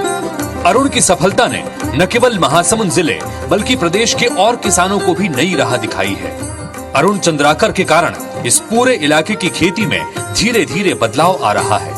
एक समय जो किसान किसी भी तरह के प्रयोग से डरते थे, अब वो परिवर्तन के लिए तैयार नजर आते हैं। नए नए प्रयोग कर मिसाल बने अरुण चंद्राकर को IBC 24 भुइयां के भगवान सम्मान 2022 देते हुए हम गर्व का अनुभव कर रहे हैं। ये है बस्तर जिले के तोकापाल ब्लॉक से आने वाले किसान माहरू राम मौर्य। इन्होंने बस्तर जैसे धुर नक्सल प्रभावित इलाके में वो कमाल किया है जो कम ही देखने को मिलता है। इनकी कड़ी मेहनत और हौसले का ही नतीजा है कि पथरीली भूमि पर भी खेती करके लाखों का मुनाफा कमा रहे हैं। माहरू ने पिता की मृत्यु के बाद पढ़ाई छोड़कर लंबे अरसे तक परंपरागत खेती की और सिर्फ धान की फसल लिया करते थे। फिर इन्होंने कुम्हरावंड स्थित इंदिरा गांधी कृषि महाविद्यालय से ट्रेनिंग लेकर सब्जी की खेती शुरू की। आज ही अपनी 6 एकड़ की जमीन में धान के अलावा मक्का, भिंडी, बैंगन, टमाटर, मिर्ची सहित दर्जन भर सब्जियों की सफल खेती कर रहे हैं। बस्तर समेत पूरे प्रदेश के किसानों के लिए मिसाल बन चुके कृषक माहरू राम को उनकी मेहनत और हौसले के लिए IBC 24 भुइयां के भगवान सम्मान 2022 से नवाजा जाता है। मन में कुछ बड़ा हासिल करने की चाह हो तो फिर बाधा कितनी भी हो, सफलता आपके हाथ जरूर चूमेगी। इस बात को साबित किया बेमेतरा के टिप्पणी गांव के संजय वैष्णव ने। एक हादसे में हाथ कट जाने के बाद भी संजय ने खेती किसानी नहीं छोड़ी। करीब 30 एकड़ में पपीता और टमाटर की पैदावार लेते हैं, जिसकी डिमांड पूरे प्रदेश में है। सरकारी योजनाओं की मदद और वर्मी खाद के इस्तेमाल से धान उत्पादन में भी नित नए कीर्तिमान रच रहे हैं। नई तकनीकों से खेती को उद्योग में बदलने के लिए संजय वैष्णव को भुइयां के भगवान सम्मान देते हुए हम गर्व का अनुभव कर रहे हैं। मेहनत वो सुनहरी चाबी है जो बंद भविष्य के दरवाजे भी खोल देती है। इस कहावत को चरितार्थ किया है बेमेतरा जिले के किसान ताम्रध्वज पटेल ने। शिक्षा के क्षेत्र में सफल नहीं हुए तो अपने पैतृक काम खेती किसानी में हाथ आजमाया। शुरुआत में पारंपरिक खेती की लेकिन कामयाब नहीं हुए तो ताम्रध्वज पटेल ने उद्यानिकी के क्षेत्र में काम किया और नई ऊंचाइयों को छुआ। शुरुआती दौर में 2 से 3 एकड़ में पपीता, बैंगन, टमाटर की खेती की। आज 20 एकड़ से ज्यादा में सब्जी और पपीते की खेती कर प्रति एकड़ 1.5 से 2.5 लाख रुपए की कमाई कर रहे हैं। इनकी सफलता से प्रेरित होकर आसपास के कई गांवों के किसान उनसे खेती के टिप्स लेने पहुंच रहे हैं। नवाचार के जरिए कृषि को नई पहचान दे रहे ताम्रध्वज अपने बेटे को भी कृषि की पढ़ाई करा रहे हैं। उद्यानिकी के क्षेत्र में उत्कृष्ट कार्य करने वाले ताम्रध्वज पटेल को भुइयां के भगवान सम्मान देते हुए हम गर्व का अनुभव कर रहे हैं। और आइए अब जोरदार तालियों से मंच के ऊपर इन्हें सम्मान प्रदान करें। सबसे पहले मंच पर आमंत्रित हैं अमर अरुण चंद्राकर जी महासमुंद से फूलों की खेती कर इन्होंने नया कीर्तिमान रचा। साथ ही में सआदर आप सबकी जोरदार तालियों के साथ मंच पर आमंत्रित करता हूं RS वर्मा जी, सहायक संचालक उद्यानिकी विभाग महासमुंद, जिन्होंने इनका भरपूर साथ दिया, संबल दिया, मार्गदर्शन किया। अमर अरुण चंद्राकर जी महासमुंद से और RS वर्मा सहायक संचालक उद्यानिकी विभाग महासमुंद, आप सबकी जोरदार और लगातार तालियां मैं चाहता हूं।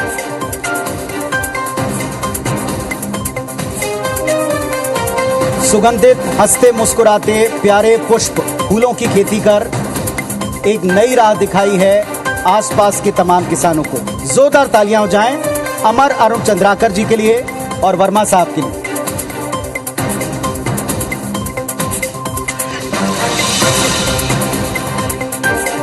बहुत शुभकामनाएं आपको। मंच पर सादर तालियों के बीच आमंत्रित है मारू राम मौर्य जी। 6 एकड़ में धान के साथ साथ सब्जियों की खेती कर ये सबको नई राह दिखा रहे हैं मारू राम मौर्य जी। जोरदार तालियां हो जाएं मौर्य साहब के लिए।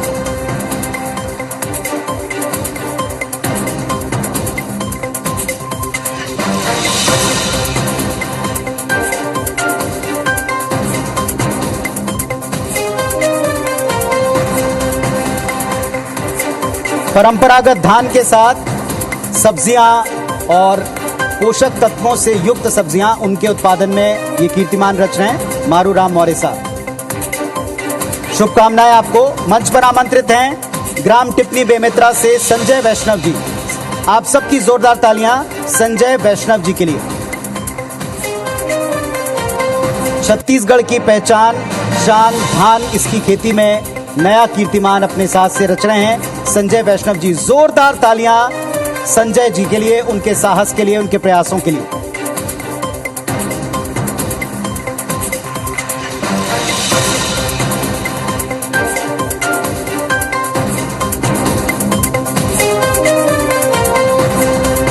आप सबकी जोरदार तालियों के बीच मंच पर आमंत्रित हैं ग्राम सोनपुरी बेमेतरा से ताम्रध्वज पटेल साहब। 20 एकड़ में सब्जी और फलों की खेती कर रहे हैं। जोरदार तालियों के साथ मंच पर आमंत्रित हैं ताम्रध्वज पटेल जी।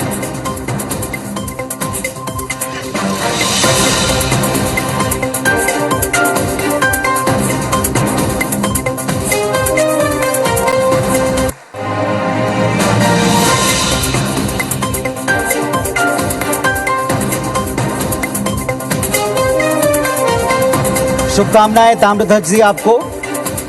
बेमेतरा सोनपुरी से पधारे हैं, 20 एकड़ में सब्जी और फलों की खेती कर रहे हैं। बहुत सारी शुभकामनाएं आपको। और आप सबका ध्यान पुनः एक बार हम स्क्रीन की तरफ चाहेंगे। फिर से ऐसे साहसी उद्यमी किसान जिन्होंने कुछ नया रचा है अपने खेतों में। वेदेश्वरी शर्मा जी कोंडागांव से महिला उद्यमी हैं, जैविक खेती की तरफ ये प्रयास कर रही हैं। पाटन से देव कुमार निषाद जी, बेमेतरा से Rajesh Patel ji, Pallavi Manudev Gowda Pallav India herbal united जो फिशिंग में और हर्बल खेती की तरफ लोगों को लगातार प्रेरित कर रही हैं, और पूरन जंगेल जी, इन सब की एक झलक आप तक पहुंचाते हैं। कोंडागांव की वेदेश्वरी शर्मा, जिनकी पहचान एक सशक्त और सफल महिला उद्यमी होने के साथ साथ जैविक उत्पादों की जनक के तौर पर भी पहचानी जाती है। कामधेनु गौशाला बड़े कनेरा की संचालिका वेदेश्वरी ने 2010 में गौ सेवा का लक्ष्य लेकर गौशाला की शुरुआत की, जहां आज करीब 400 से ज्यादा गौवंश पालन जारी है। इस गौशाला संचालन में जिले की 100 से ज्यादा महिलाओं ने रोजगार भी पाया। इस गौशाला में गाय के गोबर, गौमूत्र से खाद बनाकर जैविक खेती में उसका प्रयोग किया जा रहा है। वेदेश्वरी खुद खुले मन से कहती हैं, भूपेश सरकार के साथ ने उनके सपनों को नई उड़ान दी है। वैज्ञानिक सोच और महिला सशक्तिकरण के बूते भविष्य का भारत गढ़ती वेदेश्वरी शर्मा को IBC 24 भुइयां के भगवान सम्मान 2022 प्रदान करते हुए हम गर्व का अनुभव कर रहे हैं।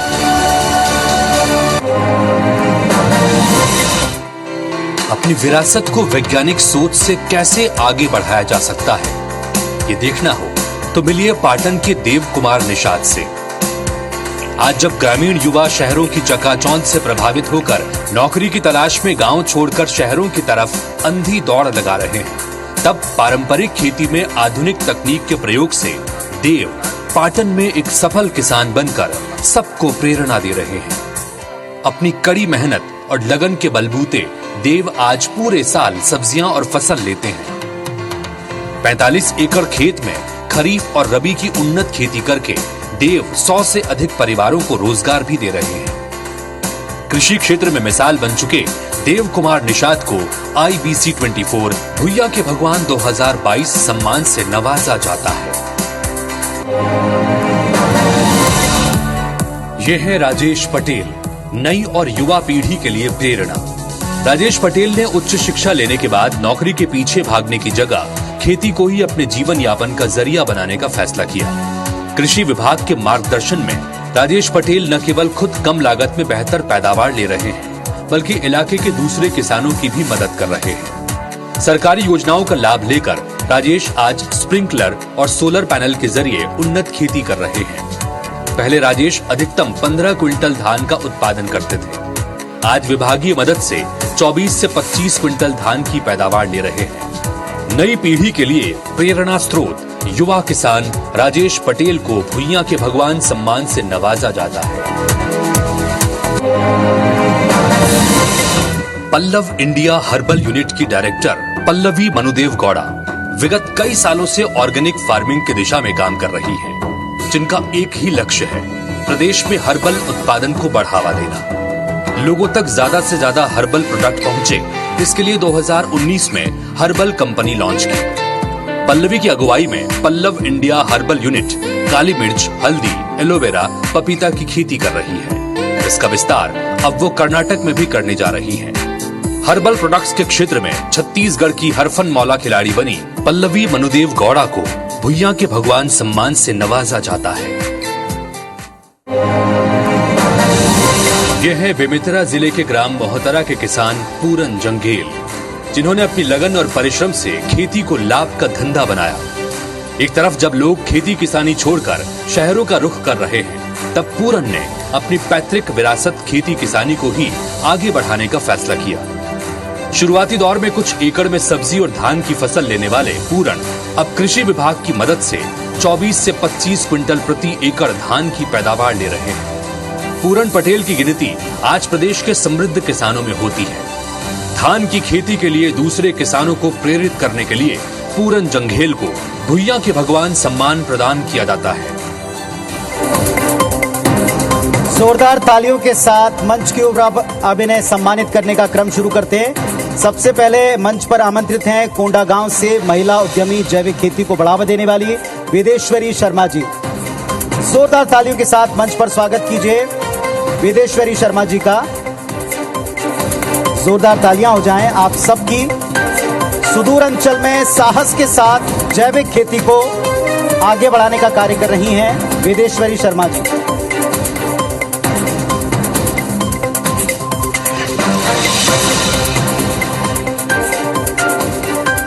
मंच पर आमंत्रित हैं देव कुमार निषाद जी, पाटन से हैं और जैसा आपने देखा 45 एकड़ में खरीफ रबी के सीजन में सब्जियों की भरपूर मात्रा लेकर ये सबको पोषित कर रहे हैं देव कुमार निषाद जी, पाटन से। जोरदार तालियां देव साहब के लिए।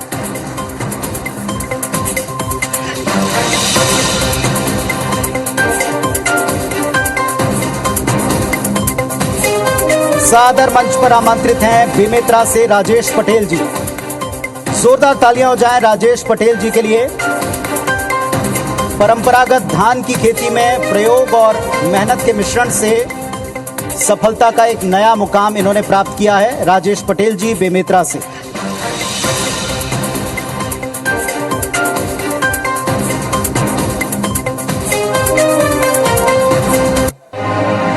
जोरदार तालियों के बीच मंच पर आमंत्रित हैं पल्लवी मनुदेव गौड़ा जी, पल्लव इंडिया हर्बल यूनाइटेड, और साथ में फिशिंग में भी ये सतत कार्य कर रही हैं। एक नहीं कई विकल्पों को किसानों को प्रदान कर उन्हें सशक्त बना रही हैं। जोरदार तालियां नारी शक्ति की भी मिसाल पल्लवी मनुदेव गौड़ा जी के लिए।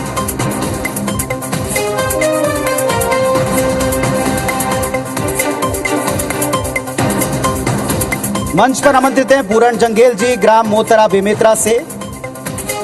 परंपरागत धान की खेती, इसमें सीमित रकबे में उत्पादन के क्षेत्र में इन्होंने क्रांति लेकर आए हैं। जोरदार तालियां पूरन जंगेल जी के लिए।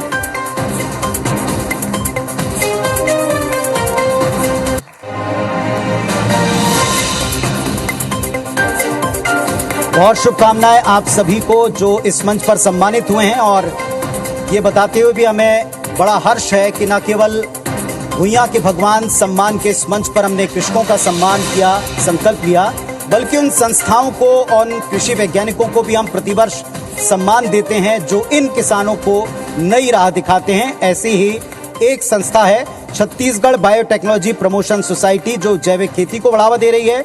डॉक्टर सुनील नायर साहब रायपुर से, जो चावल प्रजनन शोध वैज्ञानिक के तौर पर सतत कार्य करके नए विकल्प प्रदान कर रहे हैं, और डॉक्टर तापस चौधरी जी रायपुर से माइक्रोबायोलॉजी शोध वैज्ञानिक के तौर पर अपने शोध से सबको लाभान्वित कर रहे हैं। सबसे पहले इनके कृतित्व की एक झलक आप तक पहुंचाते हैं,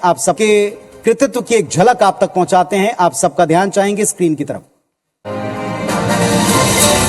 छत्तीसगढ़ में जैविक खेती को बढ़ावा देने CBPS यानी छत्तीसगढ़ बायोटेक्नोलॉजी प्रमोशन सोसाइटी का अहम योगदान है। सेंटर के अध्यक्ष कृषि मंत्री रविंद्र चौबे और CEO इंदिरा गांधी कृषि विश्वविद्यालय के कुलपति डॉक्टर गिरीश चंदेल के निर्देशन में 6 अलग-अलग माइक्रोबायोलॉजी स्ट्रेन से जैव उर्वरक तैयार किया जा रहा है, जो मिट्टी में नाइट्रोजन, पोटाश, फास्फोरस, जिंक जैसे पोषक तत्वों को प्राकृतिक तौर पर पूरा कर रहे हैं। CBPS सेंटर ने अब तक 1500 से ज्यादा गौठान समिति सदस्यों को इस बाबत प्रशिक्षण दिया है। यूक्रेन युद्ध के कारण सूबे में पोटाश, फास्फोरस युक्त उर्वरकों के संकट के दौर में छत्तीसगढ़ बायोटेक्नोलॉजी प्रमोशन सोसाइटी के प्रयास से तैयार 15,000 लीटर वैकल्पिक जैव उर्वरकों की आपूर्ति ने बड़ा संबल दिया। सतत प्रयासों से जैविक खेती को प्रेरित करते CBPS को IBC 24 भुइयां के भगवान सम्मान 2022 प्रदान किया जा रहा है।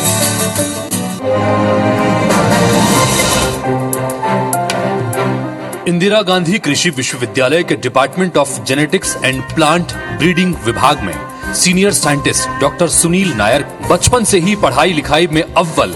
डॉक्टर नायर ने स्नातक और स्नातकोत्तर की पढ़ाई गोल्ड मेडल के साथ IGKB से पूरी की। अब तक 3 पुस्तकें और 50 से ज्यादा रिसर्च पेपर लिख चुके डॉक्टर सुनील नायर पौधे की ब्रीडिंग और उनकी अनुवांशिकीय संरचना पर गहरी पकड़ रखते हैं। डॉक्टर नायर अब तक चावल की 5 किस्में और दलहन की 8 किस्में विकसित कर चुके हैं। चावल प्रजनन से जुड़े विभिन्न शोध कार्यक्रमों के जरिए डॉक्टर नायर और उनकी टीम का प्रयास है कि नई किस्में महज 7-8 वर्षों में ही डेवलप होकर किसानों तक पहुंचे। ये डॉक्टर नायर और उनकी टीम का ही प्रयास है कि विश्वविद्यालय में अक्ति जैव विविधता संग्रहालय की स्थापना हुई। कृषि क्षेत्र में सतत शोध कर क्रांतिकारी परिवर्तन लाने वाले डॉक्टर सुनील नायर को IBC 24 भुइयां के भगवान सम्मान 2022 से सम्मानित कर हम गर्व का अनुभव कर रहे हैं। ये हैं इंदिरा गांधी कृषि विश्वविद्यालय रायपुर के एग्रीकल्चरल माइक्रोबायोलॉजी विभाग के अध्यक्ष डॉक्टर तापस चौधरी। डॉक्टर तापस ने खेत की मिट्टी से 5000 से ज्यादा तरह के लाभदायक सूक्ष्म जीवों का पता लगाया है। डॉक्टर तापस की देखरेख में अभनपुर में छत्तीसगढ़ बीज निगम का बड़ा जैव उर्वरक संयंत्र चल रहा है। इन्हीं के मार्गदर्शन में छत्तीसगढ़ बायोटेक प्रमोशन सोसाइटी ने 15,000 लीटर तरल जैव उर्वरक तैयार कर गौठानों के माध्यम से किसानों को उपलब्ध कराया। कृषि अनुसंधान पर 150 से ज्यादा शोध पत्र प्रकाशन के साथ साथ डॉक्टर तापस के प्रयासों से कृषि क्षेत्र में सकारात्मक बदलाव आया। सरकार की फ्लैगशिप योजनाओं के सफल संचालन करने वाले डॉक्टर तापस को उनकी उपलब्धि के लिए IBC 24 भुइयां के भगवान सम्मान प्रदान कर हम गर्व का अनुभव कर रहे हैं। आइए अब मंच पर सम्मान के लिए हम आमंत्रित करते हैं छत्तीसगढ़ बायोटेक्नोलॉजी प्रमोशन सोसाइटी, जो कि जैविक खेती को कैसे प्रमोट कर रहे हैं इसकी झलक आपने देखी। आशीष विश्वकर्मा जी, ज्योति सिंह जी और मेघा जी, आप तीनों से मेरा निवेदन है मंच पर आए। आप सब जोरदार तालियों के साथ मंच पर स्वागत करें इन प्रतिनिधियों का।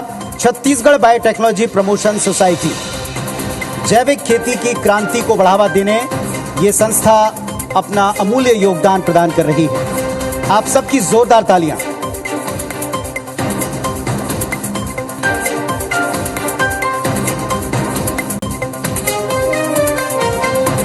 आप सबकी जोरदार तालियों के साथ मंच पर आमंत्रित हैं डॉक्टर सुनील नायर जी, रायपुर से चावल प्रजनन शोध वैज्ञानिक के तौर पर सतत नया कुछ गढ़ रहे हैं, नवाचार कर रहे हैं। जोरदार तालियां डॉक्टर नायर सर के लिए।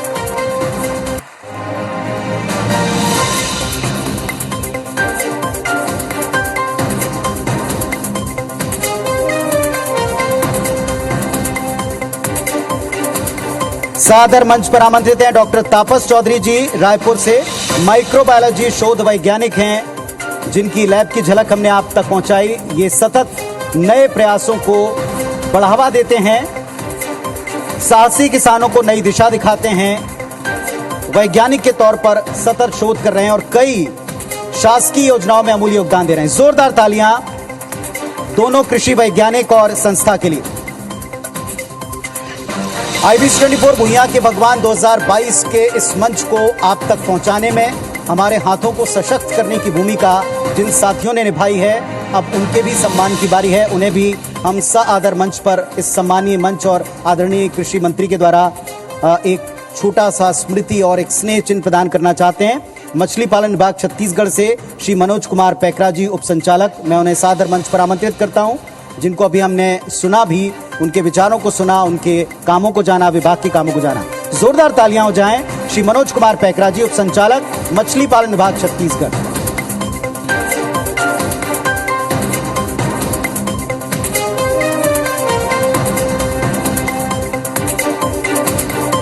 जोरदार तालियों से स्वागत कीजिए मंच पर Shri Vikram Singh ji, director Yuvraj agriculture and fabrication. जोरदार तालियां हो जाएं विक्रम सिंह जी के लिए। युवराज एग्रीकल्चर एंड फैब्रिकेशन कैसे ये उपकरणों के मॉडिफिकेशन से और लगातार आपकी जरूरतों को पूरा करने का काम कर रहे हैं और इस मंच को भी इन्होंने सशक्त बनाया।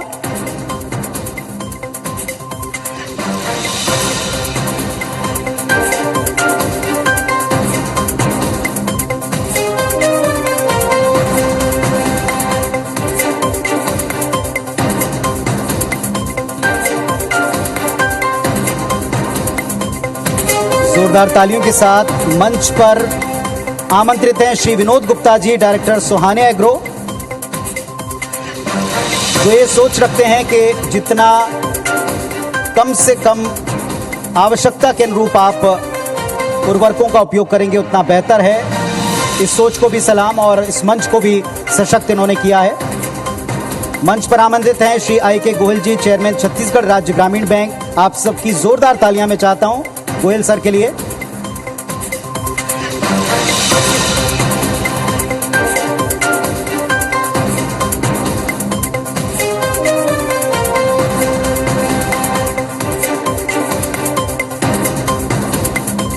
NHMMI Narayana super speciality hospital से श्री रवि भगत जी, DGM, मैं उन्हें भी सादर मंच पर आमंत्रित करता हूं।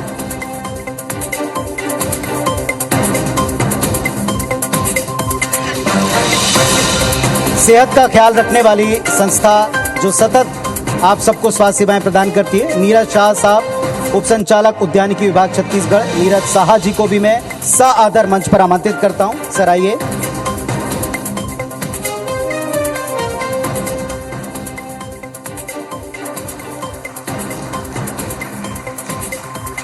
आप सबकी तालियों के बीच आमंत्रित है Shrimati Suparna Tandon ji, chief general manager NABARD. जोरदार तालियां सुपर्णा जी के लिए।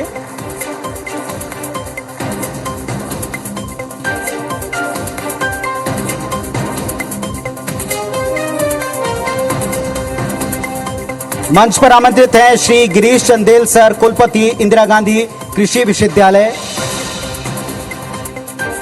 जिनकी पूरी टीम सतत प्रयासरत है छत्तीसगढ़ को अग्रणी भूमिका, किसानों को सतत अपनी टीम के मार्गदर्शन देकर आगे बढ़ाने में। मंच पर आमंत्रित हैं श्री महेंद्र सवन्नी जी, अतिरिक्त प्रबंध संचालक छत्तीसगढ़ राज्य कृषि विपणन मंडी बोर्ड। आप सबकी जोरदार तालियां हो जाएं श्री महेंद्र सवन्नी जी के लिए।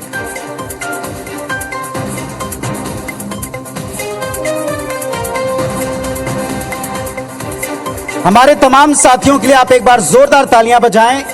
इनकी बदौलत ये मंच इतना सशक्त तौर पर आप तक पहुंच रहा है। आदरणीय मंचस्थ अतिथियों से मेरा निवेदन है आप स्थान ग्रहण करें। IBC24 भुइयां के भगवान सम्मान के इस मंच के ऊपर इन हस्तियों का आना, इन विभूतियों का यहां आसीन होना, कृषि मंत्री जी का इस मंच को सारगर्भित और गरिमामय बनाना, ये हमारे लिए बहुत बड़ी बात है। हमारे संकल्प को ये बल देता है।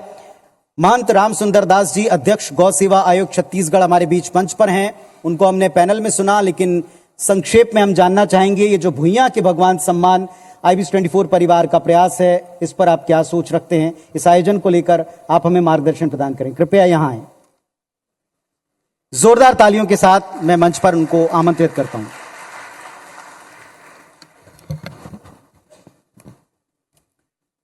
प्रेम सोलिए भारत माता की, छत्तीसगढ़ महतारी की, गौ माता की। IBC 24 के द्वारा आयोजित भूइयां के भगवान सम्मान समारोह के सम्मान्य मुख्य अतिथि हमारे छत्तीसगढ़ राज्य के ऊर्जावान कृषि मंत्री, पंचायत ग्रामीण मंत्री, विशिष्ट अतिथि के रूप में आदरणीय श्री सुरेंद्र शर्मा जी, श्री क्या नाम इनका, CEO IBC 24, उपस्थित सभी किसान बंधुगण जिन्हें भूइयां के भगवान के रूप में यहां सम्मानित किया गया, उपस्थित अधिकारी कर्मचारीगण, आज बहुत ही सुखद अवसर है कि IBC 24 के द्वारा ऐसे किसानों को जिन्होंने नवाचार किया और कृषि के क्षेत्र जिन्होंने महारत हासिल किया, ऐसे किसानों को सम्मानित करने का अवसर आज प्राप्त हुआ है। और ऐसे भूइयां के भगवान को सम्मानित करके हम लोग स्वयं अपने आप को गौरवान्वित महसूस कर रहे हैं, क्योंकि जब भी किसी भी व्यक्ति का सम्मान होता है तो उन्हें उनके दायित्वों का बोध कराया जाता है कि हम जितने भी हैं उनमें कहीं न कहीं कोई अच्छी बातें आप में है, इसलिए उन्हें सम्मानित किया जाता है। और उस सम्मान को पा करके वह व्यक्ति दुगुने उत्साह के साथ अपने कर्तव्य पथ पर आगे बढ़ता है और उनसे प्रेरित होकर के और लोग भी अच्छे कार्य करने के लिए मन बनाते हैं। तो ऐसे कार्य को संपादित करने के लिए, आयोजित करने के लिए मैं IBC 24 के सभी पदाधिकारियों को, सहयोगी साथियों को बहुत बहुत धन्यवाद, साधुवाद देना चाहता हूं। हमारे कृषि मंत्री हमारे बीच में हैं, उन्होंने इस विभाग को आगे बढ़ाने में, अब विशेष करके जो माननीय मुख्यमंत्री भूपेश बघेल जी का एक महत्वाकांक्षी योजना है छत्तीसगढ़ सरकार का कि नरवा गरुआ घुरुआ बारी छत्तीसगढ़ के 4 चिन्हारी, अब इन चारों कार्य को आगे बढ़ाने का, अब इस योजना को जमीन तक पहुंचाने का जिम्मेदारी आदरणीय रविंद्र चौबे जी को है और निश्चित रूप से इसको बहुत अच्छे ढंग से आगे बढ़ा रहे हैं। उन्होंने मुझे गौ सेवा आयोग का अध्यक्ष बनाया, उसके तहत भी जितने भी पंजीकृत गौशालाएं हैं उनको अनुदान देने का, समय पर पहुंचाने का कार्य गौ सेवा आयोग के द्वारा किया जा रहा है। सभी गौठानों को सुव्यवस्थित करने का कार्य किया जा रहा है। बिलासपुर जिले का कोटा विकास खंड का एक गांव शिव तराई, कल ही मैं वहां गया था गौठान के निरीक्षण करने के लिए, अधिकारी मेरे साथ में थे। सुन करके बड़ा आश्चर्य भी हुआ कि वहां के महिला समूह के बहनें माताएं बहुत अच्छे ढंग से गौठान में कार्य तो कर ही रहे हैं, साथ में 7 लाख रुपया को उन्होंने केचुआ बेचा है, केवल केचुआ बेच कर को 7 लाख रुपया अर्जित किए। तो ये नवाचार का कार्यक्रम छत्तीसगढ़ में सम्माननीय मुख्यमंत्री भूपेश बघेल जी और हमारे कृषि मंत्री रविंद्र चौबे जी की अगुवाई में यह कार्य हो रहा है। तो निश्चित रूप से हमारे भूइयां के भगवान जो कृषक हैं वो धन्यवाद का, साधुवाद के पात्र हैं, क्योंकि पिछले 2 वर्ष में कोरोना काल के कारण सारे ऑफिस बंद थे, सब विभाग बंद था, लेकिन वो हमारे भूइयां के भगवान उस परिस्थिति में भी खेत में सेवा कर रहे थे, खेत में कार्य कर रहे थे। इससे सभी लोगों को हरा सब्जी प्राप्त हो रहा था, दूध मिल रहा था। ये केवल उन्हीं की मेहनत का कार्य है और उस मेहनत का आज सम्मान IBC 24 के माध्यम से हमारे कृषि मंत्री और हम सब ने किया है। आप सबको मैं बहुत बहुत धन्यवाद देना चाहता हूं और जिनका सम्मान हुआ ऐसे कृषकों को मैं बहुत बहुत साधुवाद और बधाई देना चाहता हूं। आप सबको बहुत बहुत धन्यवाद। बहुत बहुत साधुवाद। जय छत्तीसगढ़। बहुत धन्यवाद आपका महंत राम सुंदर दास जी। आपके ये शब्द हम सबके लिए काफी प्रेरणादायक हैं। अब मैं निवेदन करता हूं श्री सुरेंद्र शर्मा जी, अध्यक्ष कृषक कल्याण परिषद। इन्हें हम अक्सर आईबीसी के मंच के ऊपर अपना सरकार का, विभाग का पक्ष रखते हुए सुनते हैं। सादर आप सबकी जोरदार तालियों के साथ आमंत्रित हैं सुरेंद्र जी।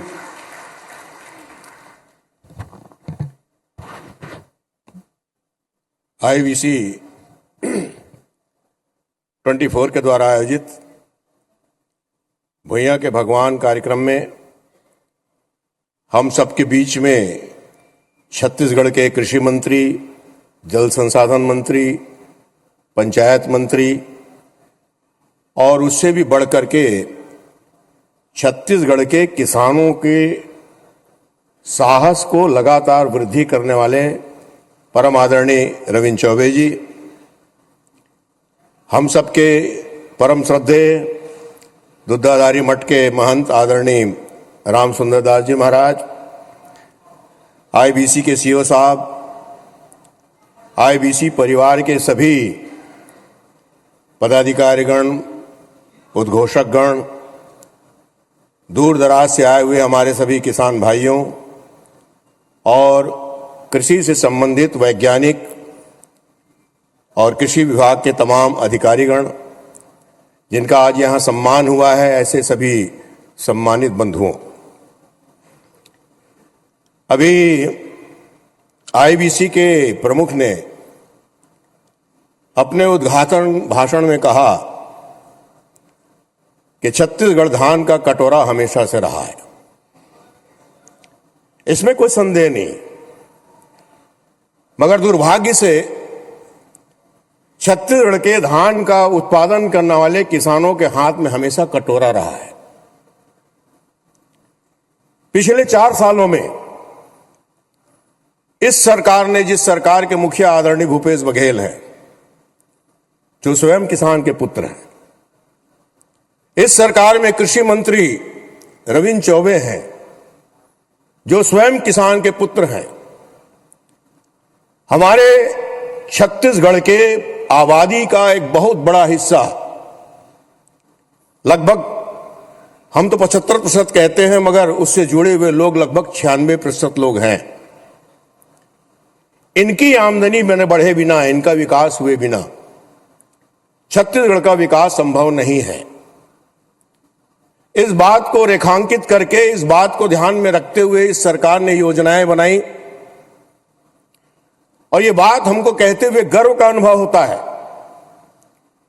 कि अगर ऑस्ट्रेलिया में पढ़ा हुआ नौजवान आज छत्तीसगढ़ में खेती को दिशा दे रहा है तो कुछ न कुछ योगदान इस सरकार का उसमें है। पढ़े लिखे नौजवान अगर वापस गांव की ओर जा रहे हैं तो निश्चित रूप से सरकार की योजनाओं का इसमें योगदान है, मगर इसमें अभी हम बहुत आगे और जाना है, बहुत आगे और बढ़ना है। हमारी सरकार धान के उत्पादन के अलावा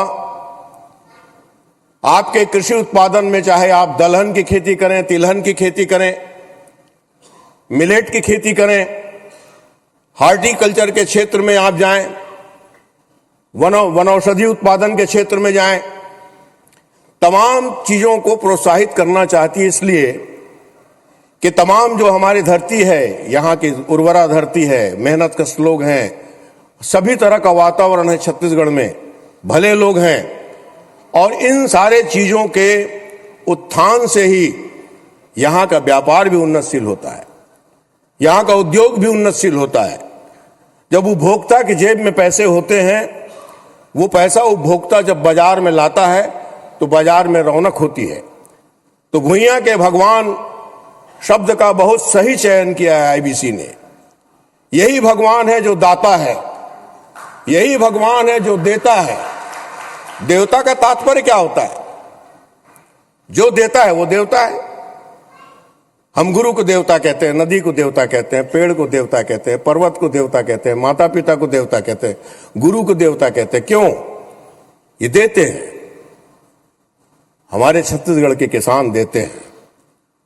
अपना उत्पादन से लोगों का पेट भरते हैं, उनकी खुशहाली में अपना ध्यान रखते हैं, उनका दुख और सुख बांटते हैं, धरती की सेवा करते हैं, धरती को बचाने की कोशिश करते हैं, पर्यावरण को बचाने की कोशिश करते हैं। आज हमारी सरकार छत्तीसगढ़ की संस्कृति को बचाने के लिए प्रयासरत है, यहाँ के लोक कलाओं को बचाने के प्रयासरत है, यहाँ की क्रीड़ा की जो हमारी पारंपरिक क्रीड़ाएं हैं उनको बचाने के लिए प्रयासरत है। और इसमें मुख्य रूप से किसानों का बड़ा योगदान हो सकता है, आप सभी लोगों का योगदान हो सकता है। अभी हमने देखा कि हमारे छत्तीसगढ़ में कितने प्रतिभाशाली लोग हैं। हमको पूरे छत्तीसगढ़ में घूमने का अवसर मिला है, वैज्ञानिकों में केवीके में जाने का अवसर मिला है, उनके कृतित्व को हमने देखा है। अगर इनकी प्रतिभा का समुचित उपयोग हो जाए और हम सब लोग मिलजुल करके छत्तीसगढ़ को आगे बढ़ाने की दिशा में बढ़ें तो चमत्कार हो सकता है, इस बात का मुझको विश्वास है। आईबीसी ने बहुत शानदार कार्यक्रम आयोजित किया है, मैं उनको बहुत धन्यवाद देता हूं। और विशेष रूप से मुझको अपने इस सम्मान समारोह में, जिसमें हमने किसानों को सम्मानित किया, वैज्ञानिकों को सम्मानित किया, प्रतिभाशाली लोगों को सम्मानित किया, छत्तीसगढ़ के भविष्य को सम्मानित किया, उसमें मुझको सहभागी बनाया। मैं आप सभी का बहुत आभार व्यक्त करता हूं। रविंद्र भैया को धन्यवाद देता हूं। आप सभी लोगों को बहुत बहुत धन्यवाद देते हुए अपनी बात यहीं समाप्त करता हूं। धन्यवाद। जय हिंद, जय छत्तीसगढ़। बहुत बहुत धन्यवाद आदरणीय सुरेंद्र शर्मा जी।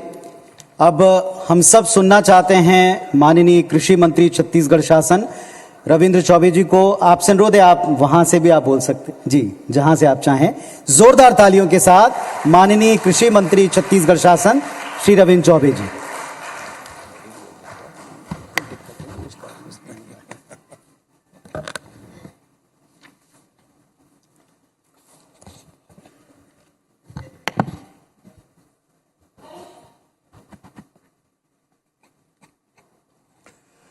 हमारे परम पूज्य राम सुंदर दास जी, सम्मानीय सुरेंद्र भैया, आईबीसी परिवार के सभी हमारे सम्मानीय साथीगण, हमारे वाइस चांसलर साहब, उपस्थित सभी दोस्तों, देवियों, लगभग विगत 4 सालों से भुइयां के भगवान कार्यक्रम में उपस्थित होने का मुझे सौभाग्य मिलता है। मेरा सौभाग्य है कि मैं कृषि से जुड़ा हुआ हूं। इससे भी ज्यादा मेरा सौभाग्य है कि आदरणीय मुख्यमंत्री जी ने कृषि, जल संसाधन और पंचायत जैसे विभागों की जवाबदारी दी है। अभी सुरेंद्र भैया कह रहे थे कि ऐसा ही छत्तीसगढ़ आगे बढ़े तो चमत्कार हो सकता है। अभी जो हम देख रहे हैं वो चमत्कार ही तो है। सरकार बने ये 4था साल है। मैं आईजीकेवी के कुलपति जी को बधाई देता हूं आपके कार्यों को रेखांकित करते हुए। मैं नाबार्ड को भी बहुत बधाई देता हूं, सुपर्णा जी को, आपका भी बड़ा योगदान है छत्तीसगढ़ में। और चमत्कार की बात जब हम कहते हैं, जब हम लोगों ने सरकार बनाया तो छत्तीसगढ़ में शॉर्ट टर्म लोन 3000 करोड़ के आसपास किसानों को दे होता था। अभी गोयल साहब बैठे हैं, सुपर्णा जी बैठे हैं, हमारे विभाग के अधिकारी बैठे हैं। केवल 4 सालों में दुगुना 5700 करोड़ पार हो गया है, केवल 4 सालों में। तो ये चमत्कार ही है। 18 में जब हम धान खरीदी करने के लिए पंजीयन कराए थे तो लगभग 18 लाख किसानों ने पंजीयन किया था, 18 लाख। और पिछले साल हम लोगों ने जब 98 लाख मेट्रिक टन धान की खरीदी की तो किसानों का पंजीयन 26 लाख। इन 4 सालों में 8 लाख किसानों की संख्या बढ़ी, 8 लाख किसानों की। हम जब सरकार बनाए थे उसके पहले 52-53 लाख मेट्रिक टन धान खरीदी करने वाली सरकार थी, वो थक जाती थी। पिछले साल हमने 98 लाख मीट्रिक टन धान की खरीदी की और इस साल 110 लाख का हमारा लक्ष्य है और उम्मीद उससे भी ज्यादा। हमारा बजट 1,08,000 करोड़ के आसपास का, लेकिन छत्तीसगढ़ सरकार ने 3 सालों में किसानों को जो पैसा दिया है वो 1 लाख करोड़ रुपया से ज्यादा किसानों के खाते में गया है। तो ये चमत्कार ही है। किसानों का गांवों से शहरों की ओर पहले माइग्रेशन होता था, स्लम बढ़ते थे, शहरों में प्रेशर बढ़ता था, दबाव बढ़ता था। और अभी पुनीत जी बता रहे थे ना, ऑस्ट्रेलिया से लौट के हमारा किसान नौजवान खेतों में हॉर्टिकल्चर की दिशा में काम कर रहा है। तो ये चमत्कार ही है और हमारा सौभाग्य है कि हमारा छत्तीसगढ़ पूर्णतः खेती पे आधारित राज्य है। मेरा सौभाग्य, जब मध्य प्रदेश का विभाजन हुआ तो मैं वहां सामान्य प्रशासन विभाग का मंत्री था। तब भी विधानसभा में हमने कहा था कि हमारा राज्य बनेगा, हालांकि यहां मिनरल बेस स्टेट है, कोयले की कमी नहीं, आयरन ओर की कमी नहीं, बॉक्साइट की कमी नहीं, ऊर्जा की भी कमी नहीं, उद्योग लगेंगे, लेकिन हमारा फोकस जो होना चाहिए वो केवल और केवल एग्रीकल्चर डेवलपमेंट की दिशा में होना चाहिए। किसानों की तरक्की होना चाहिए, एग्रीकल्चर बेस इकोनॉमी पुष्ट होना चाहिए, एग्रीकल्चर बेस इंडस्ट्री लगना चाहिए, एग्रीकल्चर बेस एम्प्लॉयमेंट की दिशा में छत्तीसगढ़ को जाना चाहिए। हमने तब कहा था और हमारा सौभाग्य आदरणीय मुख्यमंत्री भूपेश बघेल जी ने जब से इस प्रदेश की बागडोर संभाली, लोगों ने परिवर्तन अपने आप देखा, किसानों ने महसूस किया। हर बार मैं कहता हूं ना, छत्तीसगढ़ के किसानों के बारे में, और केवल छत्तीसगढ़ नहीं, इस देश के किसानों के बारे में लोग कहा करते थे किसान कर्ज में पैदा होता है और कर्ज में उसकी मौत हो जाती। लेकिन छत्तीसगढ़ में ये सारे मुहावरे लगभग बदल गए हैं। किसानों के खाते में पैसा जा रहा है। तो रायपुर का बाजार, जैसे आदरणीय सुरेंद्र भैया जी कह रहे थे ना, यहाँ का टेक्सटाइल का मार्केट, यहाँ का ऑटोमोबाइल का मार्केट, यहाँ का सराफा का बाजार, यहाँ का रियल एस्टेट का बाजार, पूरे हिंदुस्तान में मंदी का कहीं असर हुआ या नहीं हुआ, लेकिन छत्तीसगढ़ में नहीं हुआ। उसका एकमात्र कारण है कि आदरणीय मुख्यमंत्री जी की सारी योजनाएं फोकस था। और आज आईबीसी परिवार ने जिनको भूया के भगवान कहा, सचमुच ये तो हमारे देवता है ना। अन्नदाता को तो यूं भी भगवान माना जाता है। हम जब आजादी हासिल किए, हमारी आबादी क्या थी? 32-33 करोड़। हम अपने लोगों को चावल भी नहीं खिला पाते थे। अमेरिका से लाल गेहूं मिलो कहते थे, उसको हमको बांटना पड़ता था, हाथ खोल के मांगना पड़ता था, अपने गरीबों को बांटना पड़ता था। और ये केवल और केवल हिंदुस्तान का वो किसान है जिन्होंने 33 करोड़ की आबादी को जब खिलाने के लिए नहीं था, आज 1 अरब 50 करोड़ की आबादी को भी 3 साल बिठा के खिलाने की ताकत अगर, तो केवल और केवल हिंदुस्तान के किसानों की मेहनत है। इसीलिए अन्नदाता हमारे भगवान होते हैं। और मैं आईबीसी परिवार को खूब बधाई देता हूं। बहुत बहुत अच्छा शब्द का चयन किया है। धरती में माने भूइया, हमारा छत्तीसगढ़ी शब्द है भूइया के भगवान। कितना अच्छा लगा, पढ़े लिखे लड़के यहाँ के, कोई हॉर्टिकल्चर के क्षेत्र में, कोई ऑर्गेनिक खेती के क्षेत्र में, कोई अच्छा धान उत्पादन के क्षेत्र में हमारे किसान मेहनत कर रहे हैं। हम गांव में जाते हैं। अभी मैं आईजीकेवी के कुलपति साहब को धमधा ले गया था। मंडी में हमारा किसानों का कार्यक्रम था। खुद कुलपति जी और जितने लोग भी गए थे, हमारे क्षेत्र में किसानों का जो खेती के तरफ रुझान और क्रांतिकारी जो परिवर्तन हुआ है, उसको देख करके आपको ताज्जुब होगा। और सही हम लोगों को अभी जो देश की परिस्थितियां हैं, उसके कारण किसानों को थोड़ी क्षति हुई। पता नहीं नोटबंदी क्यों लागू हुआ, लॉजिस्टिक सिस्टम पूरा देश का ठप सा पड़ गया था, वरना मेरे क्षेत्र के किसान तो अपने टमाटर को पाकिस्तान तक भेजते थे, लगभग रुक गया वो। परिस्थितियां ऐसी बन गई, देश में नीतियां ऐसी बन गई कि किसानों को जो सीधा लाभ होना चाहिए वो क्यों नहीं हो पा रहा है, एक अलग बात है। लेकिन उसके बावजूद भी केंद्र सरकार भी अपने तरफ से प्रयास के लिए, उनकी मार्केटिंग के लिए, लॉजिस्टिक सिस्टम के लिए, उनको नगद किस तरीके से मदद मिल सके, इन सारे क्षेत्रों में छत्तीसगढ़ की सरकार खूब काम कर रही है। मैं अपने मुख्यमंत्री जी के प्रति भी आभार और बधाई देना चाहूंगा कि उनकी प्राथमिकता में भी किसान है। छत्तीसगढ़ के बजट की जब भी बात होती है तो आदरणीय भूपेश जी जब भी बैठक करते हैं तो पहली प्राथमिकता उनकी किसान है। लोगों ने कहा कि आप 2500 रुपया धान की कीमत देंगे, पूरे देश में कोई नहीं दे सकता, इतना पैसा कहां से आने वाला है।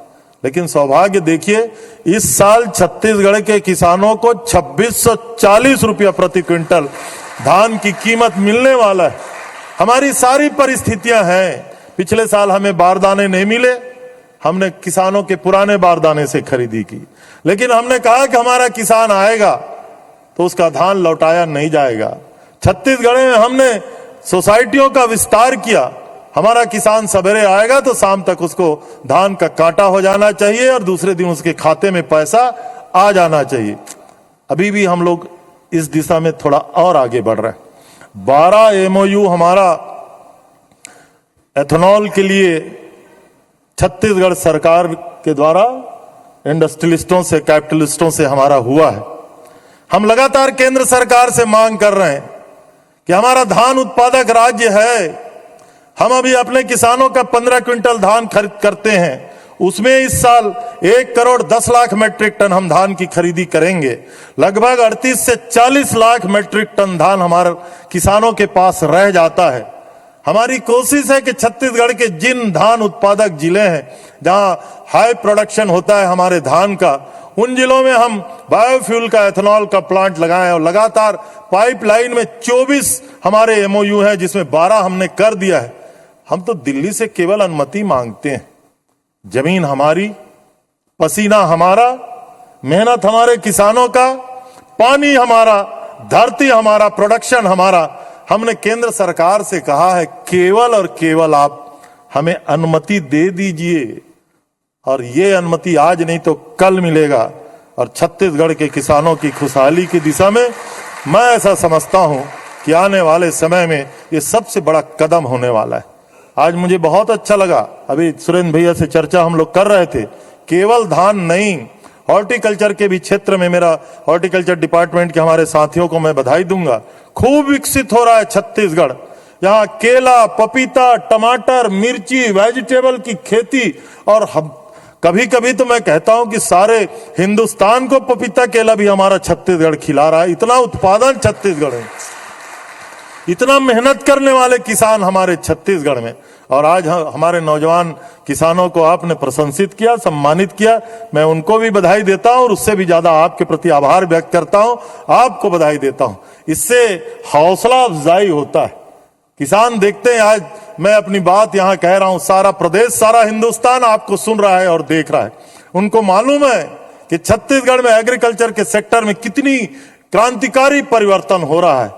तो आने वाले समय हम लोग जब जाते हैं, छत्तीसगढ़ की योजनाओं की चर्चा करते हैं, हम पूरे हिंदुस्तान हम लोग घूमते रहते हैं। अभी गोधन न्याय की बात हमारे परम पूज्य आदरणीय राम सुंदर दास जी ने कही ना, ये योजना तो ऐसी योजना है कि सारा देश स्वीकार कर रहा है।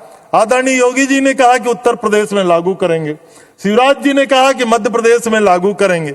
योजना शुरू हुए तो केवल 2 साल हुआ है ना, अभी योजना को कोई बहुत लंबा वक्त थोड़ी ना हुआ है। और इन 2 सालों में 24 लाख क्विंटल वर्मी कंपोस्ट किसानों के खेतों में हमने पहुंचा दिया। 170 करोड़ के आसपास की गोबर खरीदी हमने किया है, और वर्मी कंपोस्ट और सेल्फ हेल्प ग्रुप के महिलाओं को जो हमने राशि दिया है वो उससे ज्यादा है। No profit no loss. लोग कहते थे ना गोबर खरीदी के लिए पैसे कहां से आएंगे, हमारी महिलाएं फर्टिलाइजर बना रही हैं, उसका विक्रय कर रही हैं, कहीं बाड़ी योजना, कहीं अन्य योजनाएं। अभी तो छत्तीसगढ़ में हम सारे गौठानों में रूरल इंडस्ट्रियल पार्क बनाने जा रहे हैं। 2 अक्टूबर को माननीय मुख्यमंत्री जी के द्वारा उसका फाउंडेशन स्टोन रखा जाएगा, शुरुआत करेंगे। छत्तीसगढ़ में हम 11,000 गौठान बना रहे हैं और हर गौठान में हमारा रूरल इंडस्ट्रियल पार्क होगा। जो बापू का ग्राम स्वराज अभियान था उसी को तो स्वराजी गांव अभियान के रूप में हमने लिया है ना। ऐसे जी की महिलाओं को, सेल्फ हेल्प ग्रुप की महिलाओं को रोजगार से सीधा जोड़ने का काम हम वहां करने जा रहे हैं और इसी से तो छत्तीसगढ़ की क्रांतिकारी परिवर्तन होगा। आदरणीय मुख्यमंत्री जी ने जो नारा दिया है, गढ़वो नवा छत्तीसगढ़, तो छत्तीसगढ़ को नया गढ़ने का काम आदरणीय मुख्यमंत्री जी जो कर रहे हैं, भुइयां के भगवान कार्यक्रम भी उसमें बड़ा योगदान करेगा। मैं आईबीसी परिवार के प्रति आभार करता हूं। जिन जिन लोगों को सम्मान हुआ उनको फिर से बधाई देता हूं और उपस्थित सभी किसान बंधुओं को अपनी ओर से बधाई देता हूं और अपने विभाग के अधिकारियों की भी प्रशंसा करना मैं कम नहीं करूंगा। उनकी मेहनत से केवल 3 साल में, जैसा कि सुरेंद्र भैया ने कहा ना, चमत्कारिक परिवर्तन छत्तीसगढ़ में दिखाई दे रहा है और आने वाले समय में और छत्तीसगढ़ के विकास में हमारा एग्रीकल्चर सेक्टर महत्वपूर्ण योगदान निभाएगा। पुनः आपके प्रति आभार, धन्यवाद, जय हिंद।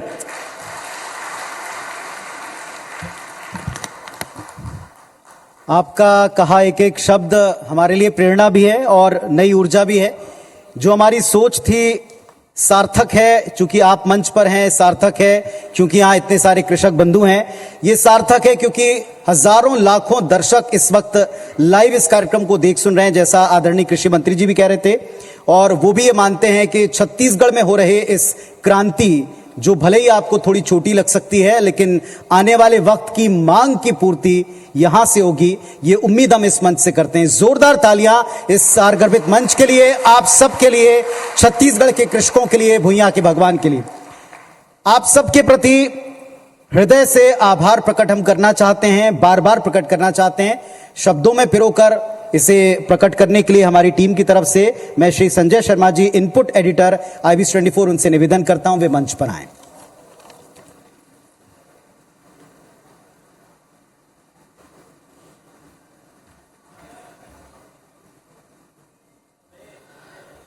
आदरणीय कृषि मंत्री श्री रविंद्र चौबे जी, कृषक कल्याण परिषद के अध्यक्ष सुरेंद्र शर्मा जी, गौ सेवा आयोग के अध्यक्ष आदरणीय महंत राम सुंदर दास जी और हमारे IBC24 के CEO विवेक पारक जी, यहाँ मौजूद सभी किसान बंधु और जिनको अवार्ड मिला, पुरस्कार मिला, उन सबको बधाई और सबके प्रति मैं आभार व्यक्त करता हूँ। बहुत अच्छा कार्यक्रम है ये। हम लोग अपने सामाजिक दायित्व का निर्वहन अलग अलग तरीके से करते हैं। आपने देखा हम कई तरह के आयोजन करते रहते हैं जिसमें हम सामाजिक सरोकारों को अपने पूरा करते हैं। हमें लगता है कि हम समाज के प्रति भी कुछ अलग करें। खबरों की दुनिया के जरिए हम सहायता करने की कोशिश करते हैं समाज को, लेकिन इसके अलावा भी कुछ कर सके, इसके लिए प्रयास रहता है। और आप देखेंगे कि आगे और भी कुछ और कार्यक्रम आप इसी तरह के होते रहेंगे। तो आप सब ने हमें समय दिया, आप सब यहाँ पर आए, इसके लिए आप सबका बहुत बहुत आभार, धन्यवाद। जोरदार तालियां मैं आप सबकी चाहता हूं और हम शब्दों से नहीं बल्कि आज की स्मृति को संजोने के लिए हम सब की तरफ से सम्मान प्रतीक कुछ चिन्ह भी प्रदान करना चाहते हैं। श्री महंत राम सुंदर दास जी, अध्यक्ष गौ सेवा आयोग छत्तीसगढ़, हमारे साथ मंच पर हैं। मैं रविकांत ढिमोले जी, रीजनल सेल्स हेड IBC24, उनसे रिक्वेस्ट करता हूं मंच पर आएं और हमारी पूरी टीम की तरफ से आभार स्वरूप, सम्मान स्वरूप एक प्रतीक प्रदान करें। आप सबकी जोरदार तालियां मैं चाहता हूं।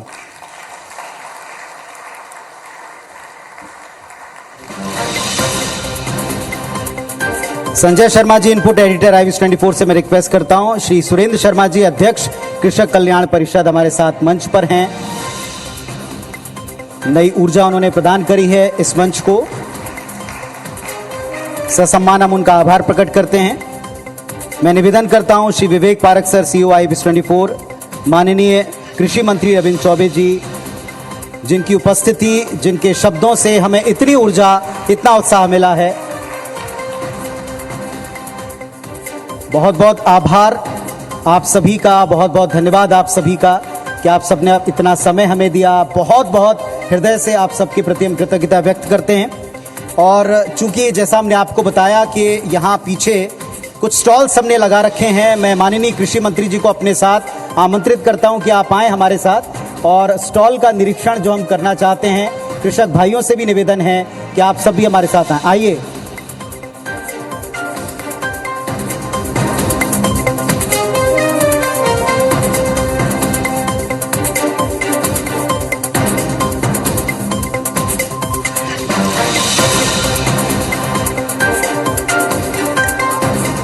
Hello hello. आदरणीय कृषि मंत्री जी से मेरा निवेदन है कि हम सब आपको उन स्टॉल की तरफ ले चलें जो अपने विभागों और अलग अलग क्षेत्रों में काम करने वाली कंपनी के उत्पादों के द्वारा जो किसानों को मदद पहुंचा रहे हैं, उनके खेती किसानी के कार्य में प्रतिदिन आने वाली समस्याओं या विकल्पों के बारे में विस्तार से जानकारी दे रहे हैं। सबसे पहले राष्ट्रीय कृषि और ग्रामीण विकास बैंक, इसके मंच पर हैं कृषि मंत्री जी।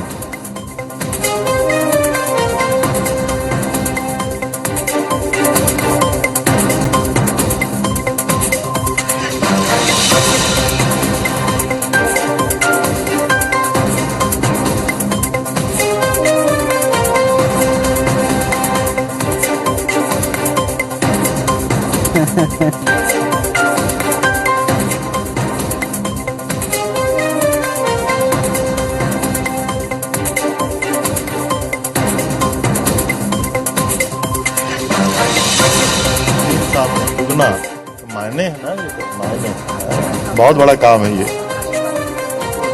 छत्तीसगढ़ राज्य ग्रामीण बैंक हमेशा आपके साथ टैगलाइन के साथ। उद्यानिकी एवं प्रक्षेत्र वानिकी Raipur Chhattisgarh.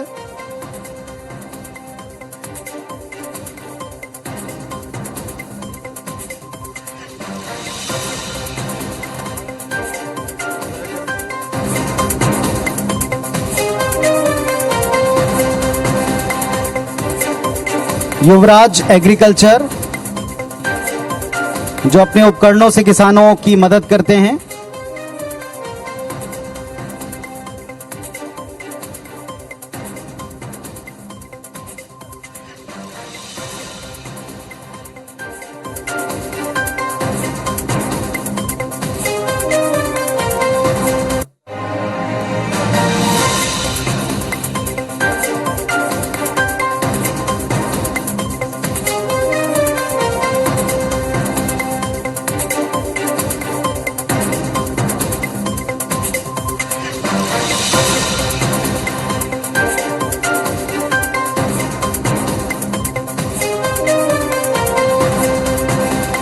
Sohane group of companies,